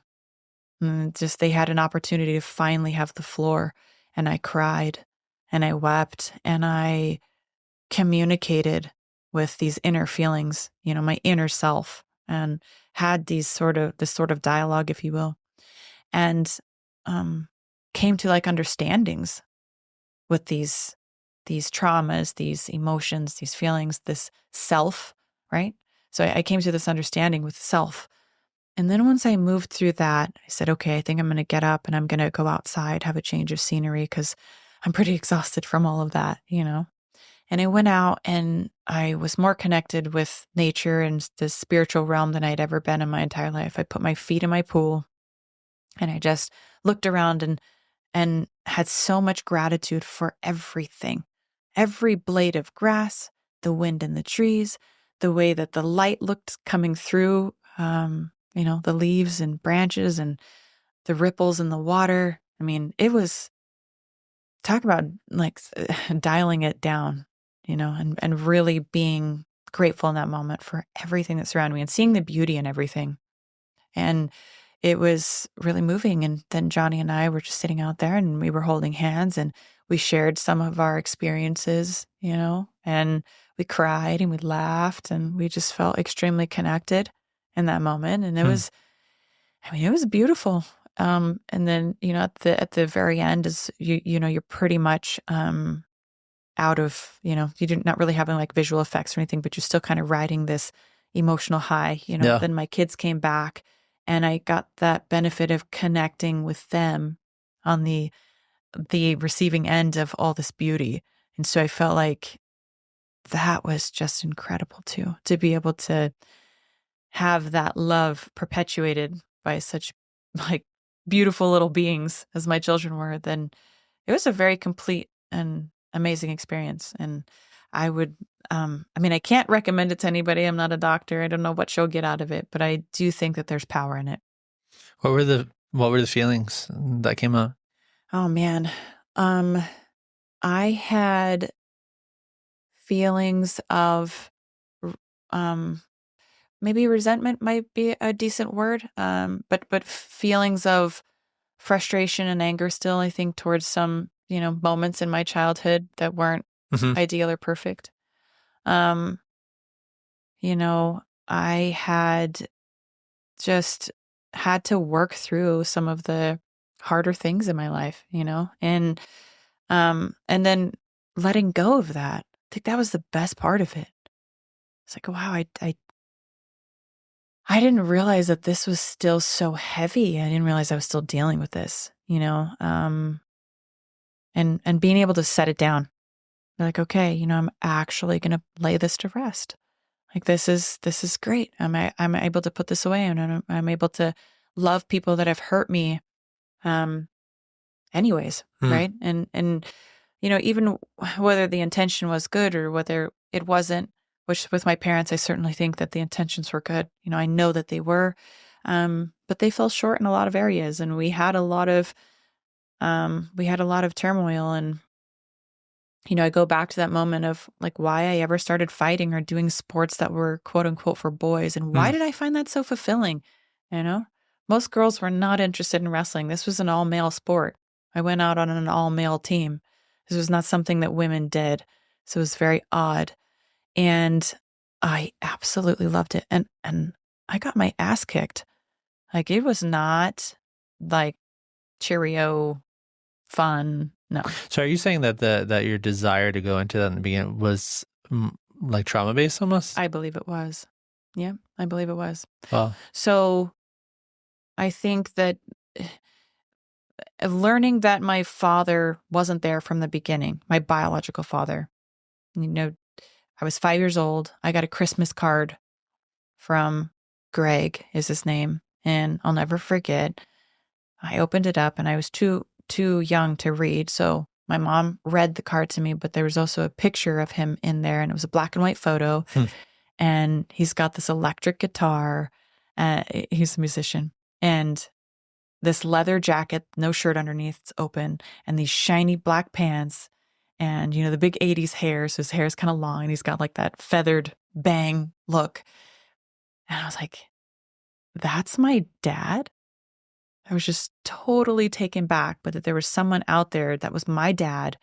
And this was the picture. This is all that I had to reference of him. And this Named card, Greg? Greg. And he said that he wanted to meet me. And I look back on this now and think what a difficult moment this must have been for my mom to decide whether she was going to invite him into my life and be honest with me, or whether she was going to reserve that right and continue letting me live the life that she had built. Because he hadn't really chosen to be there from the get,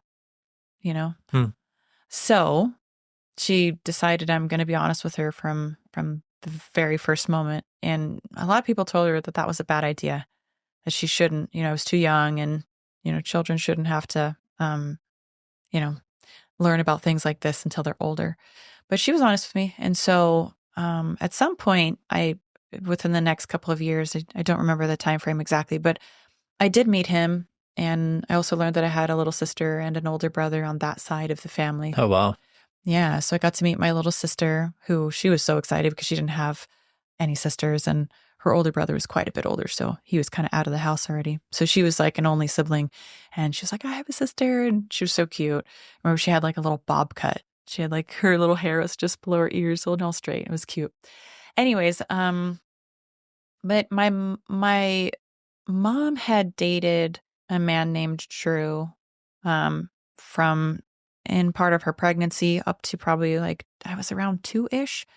And I understand why they didn't work out, because He didn't really have a lot of drive, and my mom was looking for somebody who could provide. But he was a nurturer. He was loving. And so while my mom worked her tail off, he was always at home with me, and I would sleep on his chest, and we'd watch movies, and we'd lounge around and be lazy all day long. And so connected to him. And I loved him with every fiber of my being. And when they split, and then my stepdad, I'm just from here on out, I'm going to refer to as my dad because I just never have used that term for him. He's raised me since I was 3 years old. So my dad, Rob, came into the picture, and now I'm realizing like my biological dad didn't want anything to do with me. Drew is now out of the picture. He gets married. He moves away to Spokane. That absolutely devastated me. So second man in my life that has abandoned me, I guess, in my mind, the way that I interpreted it as a child. And then my dad, Rob, he's 3 years younger than my mom, has, quite a story of his upbringing. His dad was 6'6", this booming, massive, scary man who, was very physical with him. He was the only boy, and actually, even put my dad through a wall at one point. Yeah. And like when I say physical, I'm not just talking, like spankings, like, had a big temper. And I remember my aunt, my dad's sister, telling me she was so scared of her dad at one point that she hid under a pool cover in the water where she like could have drowned because she was more afraid of him than, than potentially drowning in a pool. And, I don't know a whole lot of the details because my dad doesn't always open up about these things. But, we've had some conversations and he's talked in bits. And I realized it was hard. He didn't have that loving. He had a mom who was pretty disconnected, tied up in work and, antidepressants, and emotionally wasn't really available. And then he had a really scary dad that was physically abusive at times. And so what did my dad really have to bring to a young girl? What tools did he have to love and nurture me? Yeah. He didn't really have that. And he was a playful, like we played a lot. We had great memories of playing with him, and he was like a big brother kind of, I guess. But he was also loud and scary. He did, had a lot of the same tendencies as his dad did. But much better. Again, also a cycle breaker, somebody who has done a lot of work on himself, but was unavailable to me most of the time. And he also worked on the trucks. So he worked as a mover. So he was gone a lot. But even when he was home, he was just not really available. And then we went through that awkward period that I mentioned earlier, where, from 13 to 16, where we just felt like we hated each other. Felt like we just couldn't see eye to eye on anything, and we just didn't speak. We'd walk by each other in the house and look the other way and just had no relationship whatsoever. So when I started wrestling, I think that it spoke to me because it made me stronger, and it made me want to become what I was missing. So I think I kind of had that oldest boy complex and some daddy issues, abandonment issues in my heart. And I think, looking back on it now, the reason that it spoke to me was because it was kind of like, if I don't have it, I'll become it. That's really good. I mean, there's this line that stuck out to me when we had Frank Anderson, the trauma doctor, on, and he was talking about trauma, and he was talking about how he's like, oh, someone who wants to become the president of the United States, he's like, I'm not going to say this with certainty, but like, maybe they have a trauma history or something, but just to have that drive and ambition is so like unusual to like go like want to be the president of the United States, and like that is like your aspiration. Yeah. And yeah, I mean, I think that what you're saying is just like, it's not necessarily like 2 + 2 = 4, where you would like immediately make that connection of like, oh, that's why she went into wrestling and started fighting. But like, there's a lot of strange things that happen that then motivate us to do something in our adult lives, to like make up for that deficiency. Yeah, I think that's really what it was for me. And I couldn't have told you that at the time, but I look back on it now and say, why did wrestling or fighting take such a prominent place in my life?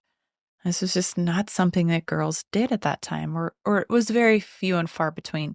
So why was I so drawn to it? What was it about that? And I just realized that I think I wanted to be there for my mom in the ways that I feel like she was missing. Yeah. When I say my dad was emotionally unavailable, I mean, that went for her too. I think that's not uncommon for men, especially in today's society, to bottle it up. They find their value in being providers, but they don't know how to be humans. They don't know how to cry and let the shield down because that's weakness in their minds. And I think, crying because it's extremely vulnerable is a sign of strength. I think that if you can be comfortable crying in front of someone, then you are comfortable in your vulnerability. That's really good. But he didn't have that at that time. He was still stuck in, I've got to be the rock and the strength, and that's my value, and that's it. And so he really wasn't available for us as kids or available for my mom emotionally. And I think I started to feel like I wanted to become everything that my mom needed. I wanted to provide for her. I wanted to protect her. I wanted to be what we were missing, become what we were missing. That's really good. You, I wanted to circle back on the spiritual thing. So for some people, like you talked about like the reconnecting with God piece. And so for some people that, like, if that's abstract to them of like connecting with something that you can't see, like what does that practically look like for you over these years since you've had these realizations? Yeah. Well, I think it's trust. I think faith is believing in something without proof. You can't really prove. It's not something of science, that you can prove that there's a God. But when you know, and when you feel the connection, you feel it. And I think that for me, mushrooms, psilocybin, even ketamine allowed me to connect levels deeper than I even realized was possible. So I think it's kind of a gateway to spiritual connection, as long as it's done with intention. And for me, it like allowed me to know that there is a spirituality out there that I need to search more. I need to look more into this and see how I can get more connected on an everyday basis. So I've microdosed quite a bit since having that experience with mushrooms, but I've never done another deep experience. But even in the microdosing, sometimes can just be like that breath of fresh air, where you kind of just feel like, okay, I can keep a little touch of that gratitude more in practice in my daily life. And I've really enjoyed that process. But, for me, I like to go to church on Sundays. I don't think that's necessary. I don't think that people have to go to church to be spiritual. I don't think they need to go to church or practice tithing or anything like that to have a relationship with God. What's so great about God is that you just come as you are. You don't have to be any other way. It's literally however you are today. It's like God loves you. That's a hell of a feeling, especially if you've ever questioned if the people around you love you. I think a lot of kids grow up that way, where they just don't quite feel connected or loved in the ways that they really need, or safe. And I think that a relationship with God provides that all on the inside. And it goes back to that inner connection. God is inside. Everything else is outside. Right? So when you have that connection with God, then you have the peace on the inside, and you realize that whatever happens on the outside, whether it's in our control or not, it's sort of a meant to be process. Pursue what you're passionate about. Pursue what you love. Be the best person you can be. Be kind. Give back. Help people. And you'll be amazed where you end up. Yeah, no, I mean, we're talking about like the whole void thing, and then, the idea of kind of a divine love that fills that void, the thing that we're like really looking for. And I think that, there's been some evolution over the past 10, 15 years when it comes to spirituality and religion, especially in the United States, of, millennials going through this period of, rejecting religion. And I think you saw like a rise in like atheism maybe like 10 years ago. maybe 10, 15 years ago. But I feel like there's something that's swinging back more recently over the past 5 years of like, the idea of like, I don't know if you heard the phrase, like throwing the baby out with the bathwater, but it was just like, hey, we're going to throw this whole thing out. And then it's like more of a realization, I feel like recently of a lot of people are like, no, I feel like we are spiritual. And like, I'm like trying to reconnect that. And so it's like sorting through the weeds of maybe things that either their parents were exposed to or they've directly been exposed to that felt like it like left a bad taste in their mouth. And then kind of reintroducing this idea to God, and even the idea of like we were talking about with church or the Christian faith or Jesus, it's like a lot of the things that people left a bad taste in their mouth wasn't, I would say, probably the most authentic representation of what that is and what it's meant to like represent. And so, yeah, I think what you're saying is very compelling. It's a very compelling thing. Thank you. I think that anytime there's an opportunity for a position of power, you have to be careful to vet the person who's in the position of power. And that goes for church and religion, just like anything else. Yeah. Church and religion can be a business. It can be corrupt. And that goes for everything. You can't just assume that because, it says Church of Christ or God or has the Bible or someone's telling you that, this is how it's supposed to be. You have to listen to your intuition. You have to be connected on the inside because that will guide you through those situations. You can't, again, rely on the outside to tell you how to be and feel. You have to get that from the inside. And then you'll be guided, I believe, through those situations, and you'll be able to vet out like, oh, okay, well, this person says that they're a man of God and they're a pastor, but they're doing things that don't align with that. And I'm not talking about making mistakes. We all make mistakes. Yeah. But I'll bring up, for example, my late coach, Robert Follis, who passed away from suicide in 2017.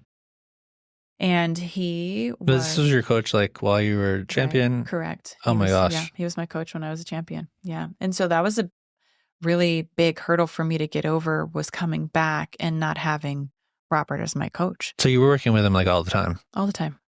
Yeah. He was there when I won my title. He was there when I retired. And there for me in so much of all the in-between.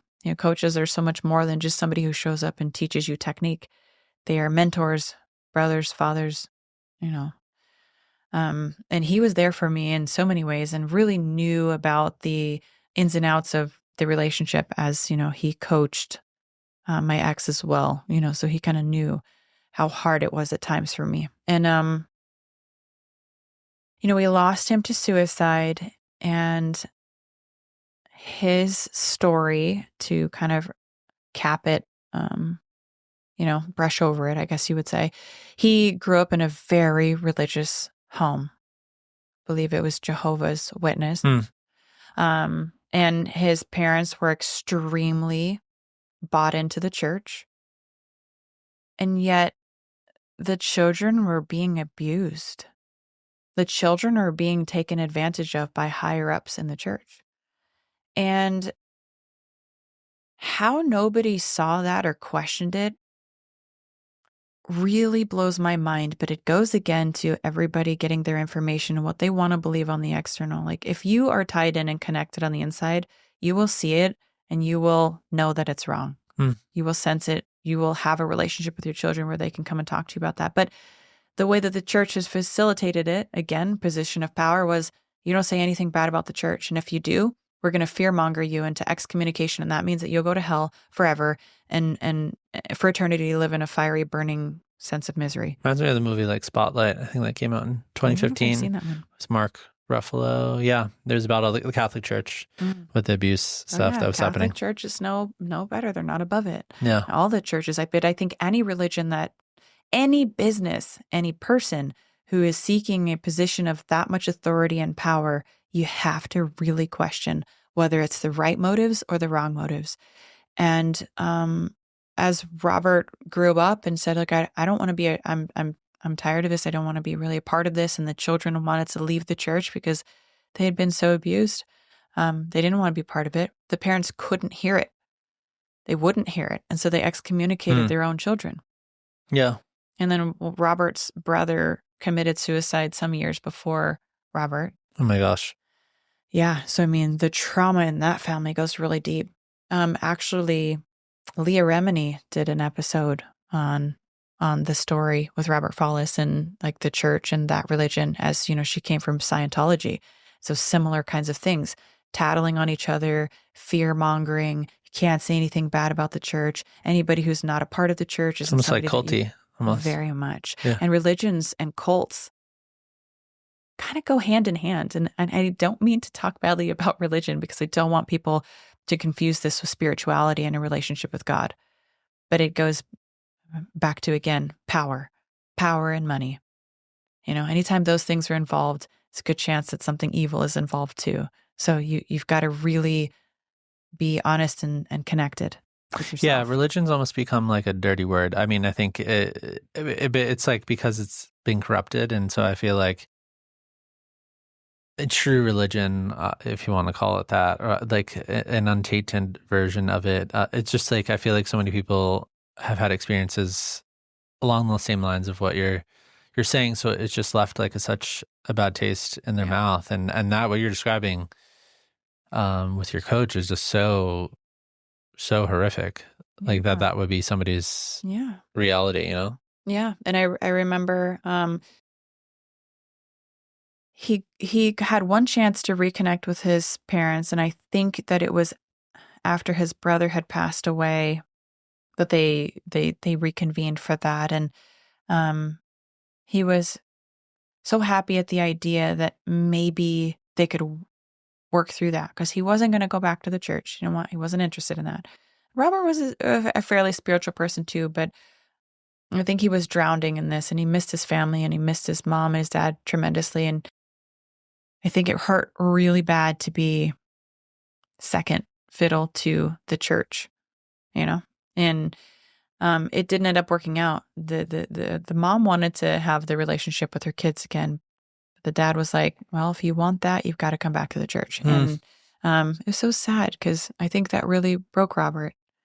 And I think that was really the straw that broke the camel's back. And I think that everyone around him in his life that, you know, did provide some uplifting moments or happiness or was there for him kind of helped keep him afloat. But he was on his way down. And I just, you know, I always wonder if there was more that could have been done. And I'm sure that there was. And I wish that I could go back and have that opportunity to try to help Robert move through some of those things that I really wasn't aware of, you know, to the depth at that time. But I can't. And so in his memory, you know, I talk about him and I talk about my spirituality. And, you know, I started Built for Growth, which is my podcast that's inspired by him because he always said that change is inevitable and growth is not. Right. So we're going to change no matter what. Right. But you got to have, if you want to grow, you've got to have say in it. That really stuck with me. And now that he's not here, I think about that all the time. It's like, I need to be intentional about the things that I'm doing. Can't just let life passively change me. I have to have intention. And yeah, in his honor, I always think about that. And yeah, it's such a, I've always found it to be such a scary place to be. Like if you're representing like God, for example, there's such like just a weight or responsibility that comes with that. Like, and you know, the power that you're talking about that comes with that as well. And I just feel like spiritually, it almost makes me like cringe, like of the weight of that responsibility and then like mishandling it or almost like using it for evil. Like, I don't know, the spiritual, I don't know, consequences or something over that. Yeah. Place to hide. Yeah. I mean, if you are a corrupt or evil person, you want to put on the sheep's skin, right? Yeah. You want to hide behind the church. Like, how could this man of God or this woman of God, you know, they're holier than thou, basically. Like, how dare we question? You know, they've got it figured out. Nobody's got it figured out, right? We're all learning. We're all figuring it out. But trust your intuition. And I think for me, my relationship with God is so much deeper than any church could ever provide. The church is a building. It's full of people, and it's great to have that connection and go and receive the message of God. And I really like that. It's not necessary. I think that I would have the exact same relationship with God, with or without the building. But I enjoy going and hearing that. Yeah, I mean, I like it. it's really supposed to be about like a people, really. Yeah. Like it's a building, but then it's like, what is that function? Like, it's not really just going to a building. It's like Connection. yeah, and so yeah, the two things that I feel like most recently over the past, because we talk about like mind, body, and spirit very heavily, like those three categories, and I think our culture has talked about mind and body like a lot when it comes to like holistic well-being, and then they just like lose the spirit part. And I think what you're talking about is so important. How is like your spirituality now on the other side of all this stuff like shaped your definition of the meaning of life and success in general? I think it's given me a whole new meaning of life, having the spirituality. And again, it goes back to me being okay and accepting whatever may happen will be, what, like, I don't have the final say in all of this. And like, I have to be okay with that. That's really what it boils down to for me, is that I am okay with whatever may be. And I'm going to pursue what I think is right and good. I'm going to do the best that I can for my kids, but I know that life's going to have a lot of curveballs for me. So I'm already ready for that. And I think that with my spiritual backing and understanding and connectedness, that I'm truly ready for anything that may come my way. And I think about it like a metaphorical house, The first time that we build a house, there's always things we'd want to change about it and be like, oh, if I could build it again, I would put this room over here, or, I wouldn't have to go through the bathroom to get to the closet or something, silly like that, right? You're always thinking about that. Like, what would I do differently? So each time that the house burns to the ground, you get this opportunity to build it again. And so long as you don't fear the burning, because you can build, then let it burn down 1,000 times. Like, you're just going to have a better house every single time, right? You're going to learn new things and you're going to make it just the way that you like it. So now that I don't fear my metaphorical house burning down, because I know that I will just build it back better, then I can go for anything and everything. I realize whatever happens, it's all good. Like, I'm just going to learn along the way and I'm going to be better for it. And that's been really powerful for me, to be able to set down all of the things that I felt like were limiting, right? Like, goals can be limiting, winning can be limiting. I don't have that. It's like, I want to be my best. I want to work on this project. I want to start this podcast. I want to do that. I want to do those things. But then it just turns into something bigger and better than I ever could have imagined. And I really feel like that's my spiritual connectedness. I have an interesting thought and some epiphanies that I had when I experienced psilocybin and I experienced ketamine, was that I kind of feel like God is us, the people. Like, I don't mean to say like we are God. What I mean is that God is so connected in all of us. And I also feel like I am you and you are me. So I don't no longer look at you and say, I've heard that before with have you? It's like, no, about the psychedelics. Yeah. So now I look at everybody as though they're an extension of myself.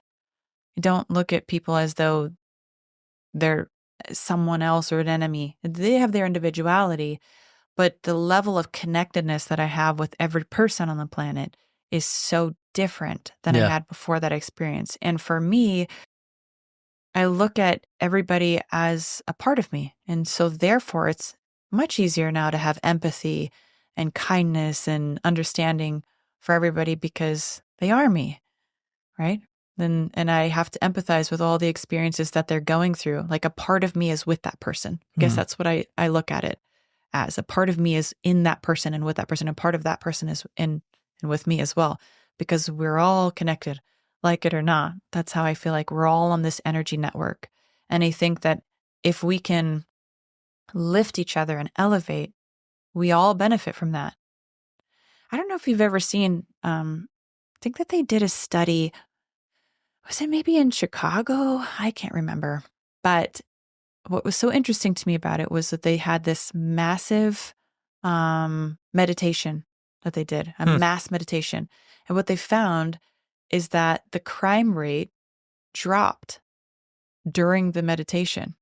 They did it for over a period of time. And you have to look up all the details of that again. But it was thought-provoking at the very least, thinking that maybe there really is a vibration, a frequency, whatever you want to refer to it as, that we all live on, we all elevate at. And what if we put more of the positive vibrations out into the world? Could it actually affect how you respond to a situation that doesn't have anything directly to do with me, even if I wasn't in your line of sight?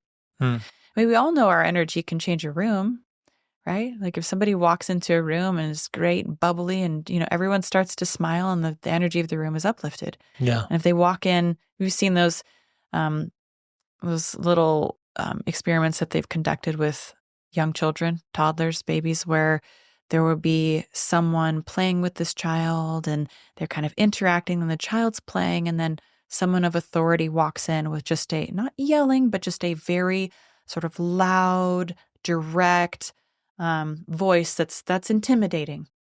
And the child immediately doesn't want to play anymore, is assessing the room, taking it in, trying to see whether it's safe or not. You kind of get that they're assessing. Is this about attachment by any chance or no? I believe that it is. Yes, Okay. attachment. I think I learned about this through Dr. Gabor Mate, actually. Okay, now yeah. that you say that. Yeah. And then the person who came in and was loud and intimidating and scary leaves, and the child does not go right back to playing, right? Now they're in a totally different wavelength of their brain. And that person didn't even talk to them, much less touch them, not look at them, nothing. But the vibration of the room was entirely changed. Yeah. Right? So We've anyways, actually talked about that experiment, actually. Okay, yeah. Yeah, I think it's called the strange situation. That It could was be. the first I should one. probably... Yeah. Saying strange situation. It was first done in like the 1970s and with attachment theory.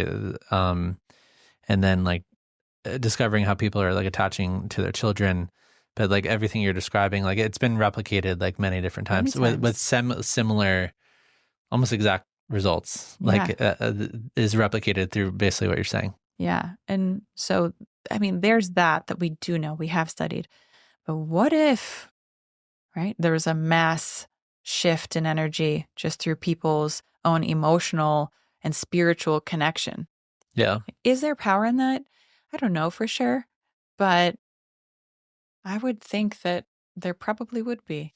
One of the things I've been like meditating on lately is just words and language, and how it's funny. I read this book a long time ago, probably like 2019, 2020. It's called Words That Work, and it was by Frank Luntz, and he was like a political commentator, and he was talking about how like the meaning of language or the meaning of a specific word could mean different things to different cultures, like at certain points. So a word could be like super triggersome to someone now that in the 1960s, like people were like, it was just like a normal word. And so when you're talking about all these like spiritual concepts, and it does make me think of like you were just talking about church and some of the ways that like that alternatively might be explained as like, oh, like God working through you or whatever, or even the humility to look at another person and feel like we are the same, like we're on the same level playing field. And that is like, that's like the full circle of trauma, is to recognize that like you have inflicted pain on your parents, might have inflicted pain on you, but then you inflict pain on your children. And so you're both like complicit in this cycle. And so like, where did it really start? Like, it's like everybody is like part of the cycle, and to look at everybody on like a level playing field, and even if people are behaving in ways that you don't appreciate or you really don't like, I think that it's coming from somewhere, you know? And I think there's like a humility understanding that, like that connectedness, and that we all are cut from like the same cloth, essentially. So, yeah. Although we have many different starting points and advantages or disadvantages in life, I think I think it's our responsibility and duty to realize that we are one and the same, and that if there's an opportunity to help someone in a less than fortunate circumstance, then I think that's our responsibility too. I mean, I think within reason, and that could be as simple as an act of kindness. It can be as simple, that I believe, as walking by someone who is homeless on the street and looking them in the eye and smiling at them. Just letting them know that they're seen as a person. I don't know what that person's been through, but knowing what I do know, I bet their upbringing wasn't great. Absolutely, yeah. I don't think any person just ends up homeless on the street. Yeah, how did they get there? Yeah, how did they get there? I mean, these stories are so common in the way that they grew up and their upbringing and their lack of emotional security and or love, and even worse than that, sometimes the abuse that happens. So I look at those people now and I think, what happened? Like, what happened to you? Like, I wonder. And and sometimes I just try to smile at them, because I think they deserve that. They deserve to know that I don't look at them as any less valuable as a person. They might not have made the best decisions, but, who am I to say? Who am I to judge? I don't make great decisions. I just am very blessed, I think, to be where I'm at, as opposed to, somebody like that. So I got to count my blessings. So along the idea of helping others, I read this crazy story about you online. Is it true that there was someone that had like a broken arm on the top of a mountain, and like you carried them down a mountain? Like, what happened? Yeah. What happened that day? Do you remember that? Well, I was hiking up, I was in Mount Charleston. I was hiking up Mary Jane Falls, and it's like a lot of switchbacks because you're going up. It's pretty steep and it's rocky and whatnot. And, my friend Myra and I get to the top, and there's a little bit of waterfalls, and, there's people up there. And all of a sudden I see some commotion, and I see this little girl. She's probably 7 or 8. She's like a tiny thing. She was, very thin and maybe even a bit frail looking, I would say. But she had fallen and she had broken her arm at the top. And I see her mom's with her, and I see other people around, but I assume the other people around are kind of, like myself, bystanders. And so I come over, and this is before I had kids, and I'm assessing the situation, and her mom is getting a sweatshirt off and trying to make like a makeshift sling to like help her be able to carry her daughter down the mountain. And I just realized, like, this is not going to be good, because if mom missteps one step, they're both going down, and with a little girl with a broken arm, terrible. Would be terrible. And I was like, I'm physically capable to do this, and I'm pretty confident that I could do a really good job. And mom seems like she's scared. Like, mom doesn't want to have to do this, but she has no other choice. So I talked to the little girl, and I asked her, I was like, do you want your mom to carry you down? Or would you like me to carry you down? She looked at her mom. She goes, I want her to carry me down. So I picked the little girl up, and I promised her I wouldn't fall. So we're making our way down the mountain, and she's How many miles is this? It might be about a mile down. It's not a super long hike, thank goodness. It's not like a 14er or anything like that. But yeah, enough to make my traps really sore the next day. Yeah. So we're walking down, and she ends up falling asleep before we get to the bottom. And I think that was like a trauma response, because she'd just been this big adrenaline. I don't know how the poor thing fell asleep with her arm snapped in half, but she did. And we make it all the way to the bottom. And, there was just such a fulfilling moment. And that is also reminds me of my gratitude of the sport that I do. Being an athlete myself, being able to physically provide these things for people. And, it's not the only time that that it has served me well. I would say running late for flights and things like that, being able to book it through the airport. Sometimes I'm like, oh, thank God I'm an athlete, But really, I mean, I really am thankful that I've had the opportunity through my job. Because people don't get that. They have to work 9 to 5 at a desk, and they don't get to do what I do. So I try to be grateful. It's like, don't look at it like you have to do it. It's what I get to do. But yeah, carried her down the mountain, and sweetest little thing. Yeah, she's pretty awesome. We still haven't talked in a little while, but I still have contact with her. Well, yeah. Yeah, no, I mean, I thought that was interesting because we were talking about like success and meaning and all this stuff, and like a moment like that. I mean, sometimes people overlook those little moments in life, or we just talked about with the homeless people and like how enriching and fulfilling that is, like little moments of that. And it does make you feel like very connected to like other people in the world itself. And so you reemerged in MMA like what, three years ago? And so you were retired for a while, right? Hey, mighty we 4 now. Yeah, something like that. 3-4 years. And so what motivated that decision to come back? I mean, you retired, went through this whole process, had these realizations, and then you came back. I think what I realized is that it was never the fault of the sport. I thought that the sport had broken me, but I really felt like it was more of the outside things in my life than the sport. And I had started to connect with myself and with God and with my children and with my family. And so that brought a sense of completeness. Not that I'll ever be done figuring out who I am, but I think it made me feel comfortable with coming back to the sport. I realized like, oh, it wasn't ever the sport. It was all this other, BS that I had going on in my life. And a lot of those things have been rectified now. So what if I could do it better now that I don't have all that stuff going on?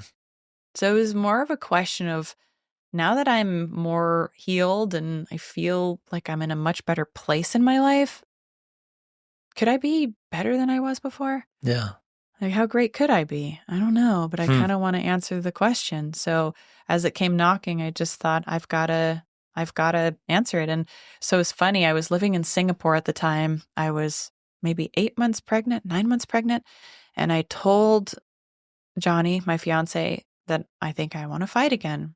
And then he probably thought I was just hormonal and pregnant. And I don't know if he took it too much to heart, but he was like, oh, if you really want to, let's have the baby first and let's see where we're at. So I had my son, Daxton, and I sent Dana a message on Instagram, Dana White, president of the UFC. And I said, I want to fight again. And he, on Instagram, you can see if somebody read the message, right? Yeah. So he reads the message, but he doesn't respond. And I'm like, oh, hell no. So like I read him this big message and I really just kind of went into it. I was like, I want to fight again. So like, you have to respond to me or I'm going to fly back to America and I know where your office is and I'm going to come knock your door down.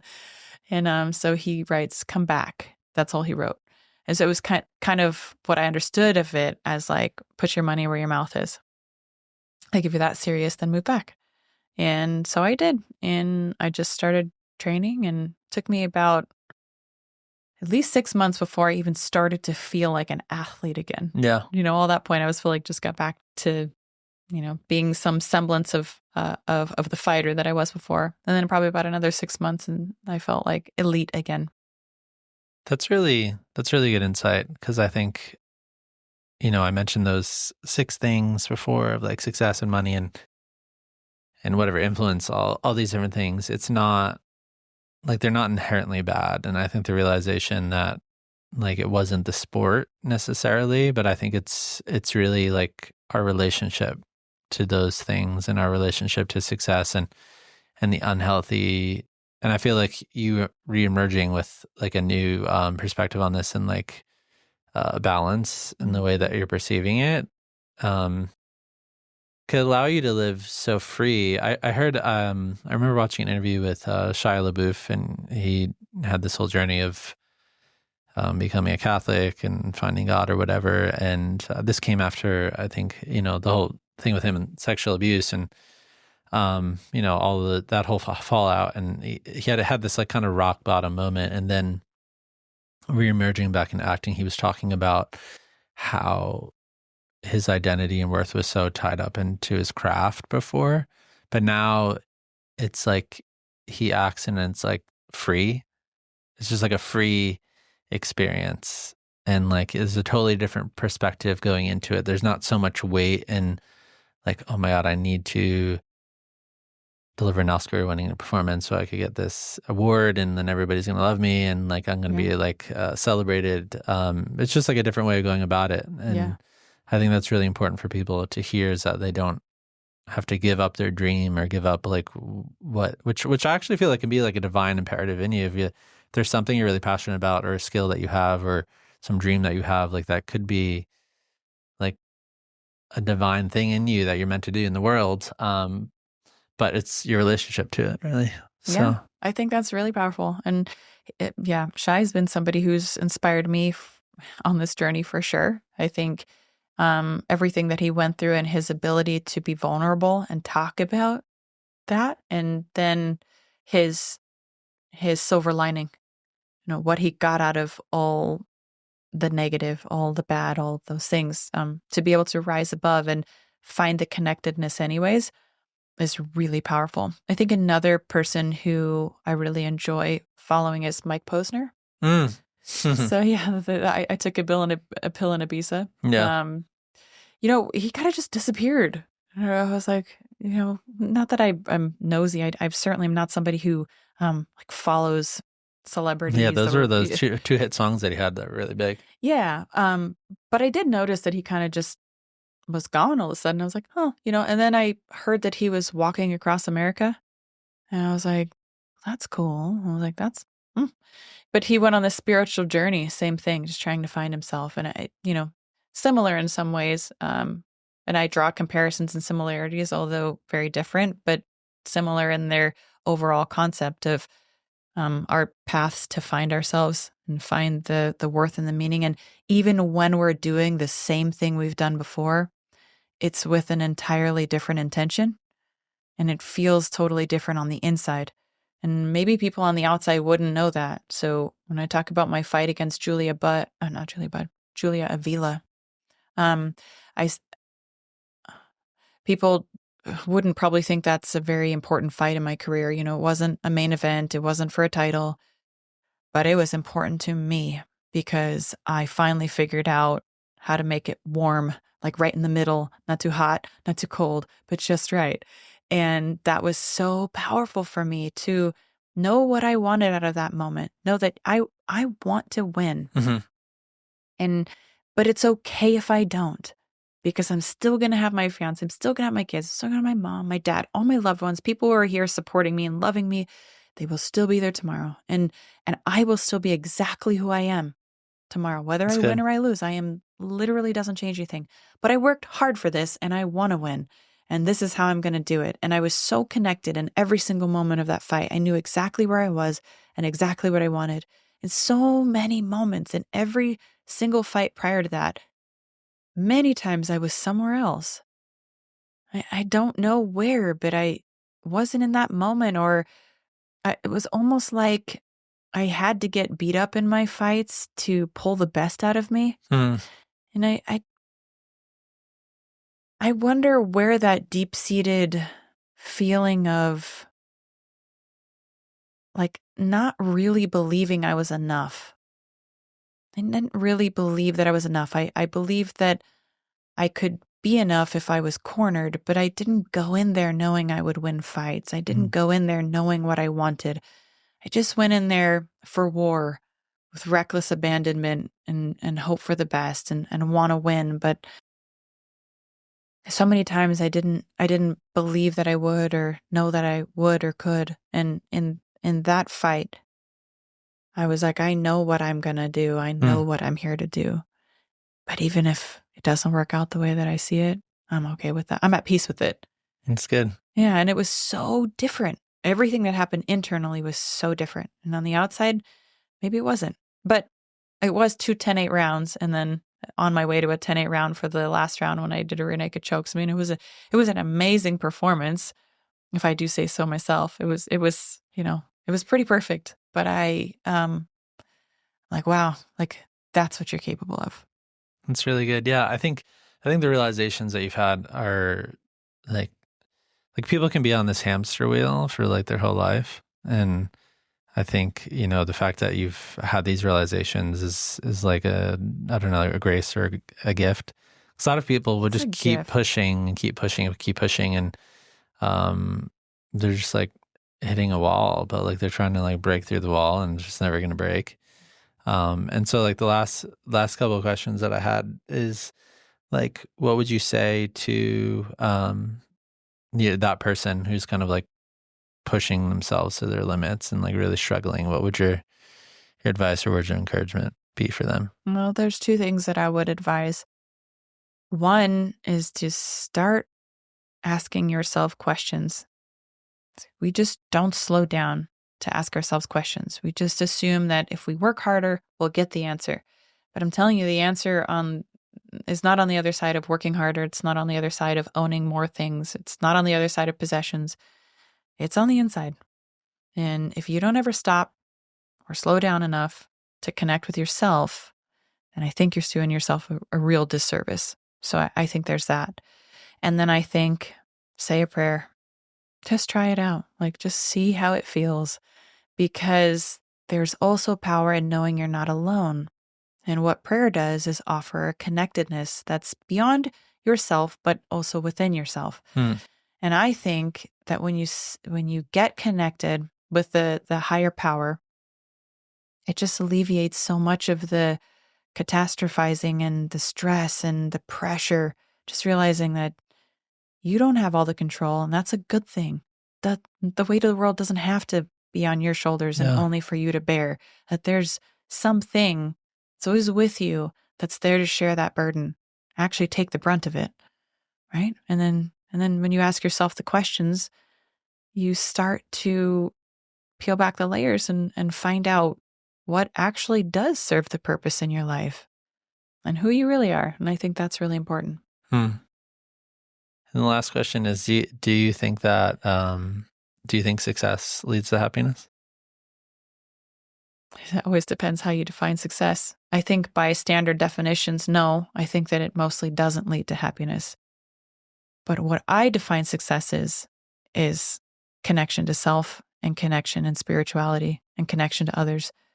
That's what I think success is in life. All the other things that happen externally are byproducts of that. And I think that you can get successful without connection, but it's going to suck. It's going to be empty.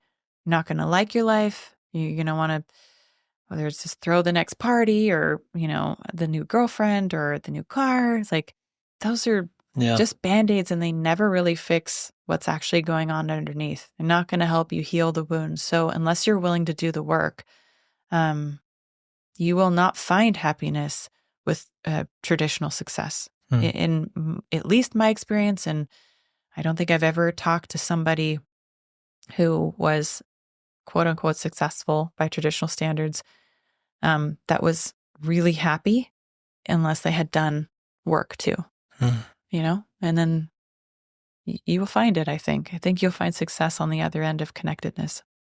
It's really good. Thank you so much for being here and doing this. This is great. I had a great conversation. I appreciate you. Yeah, I think a lot of people will get a lot out of it. So I sure hope so. Yeah. Thank you.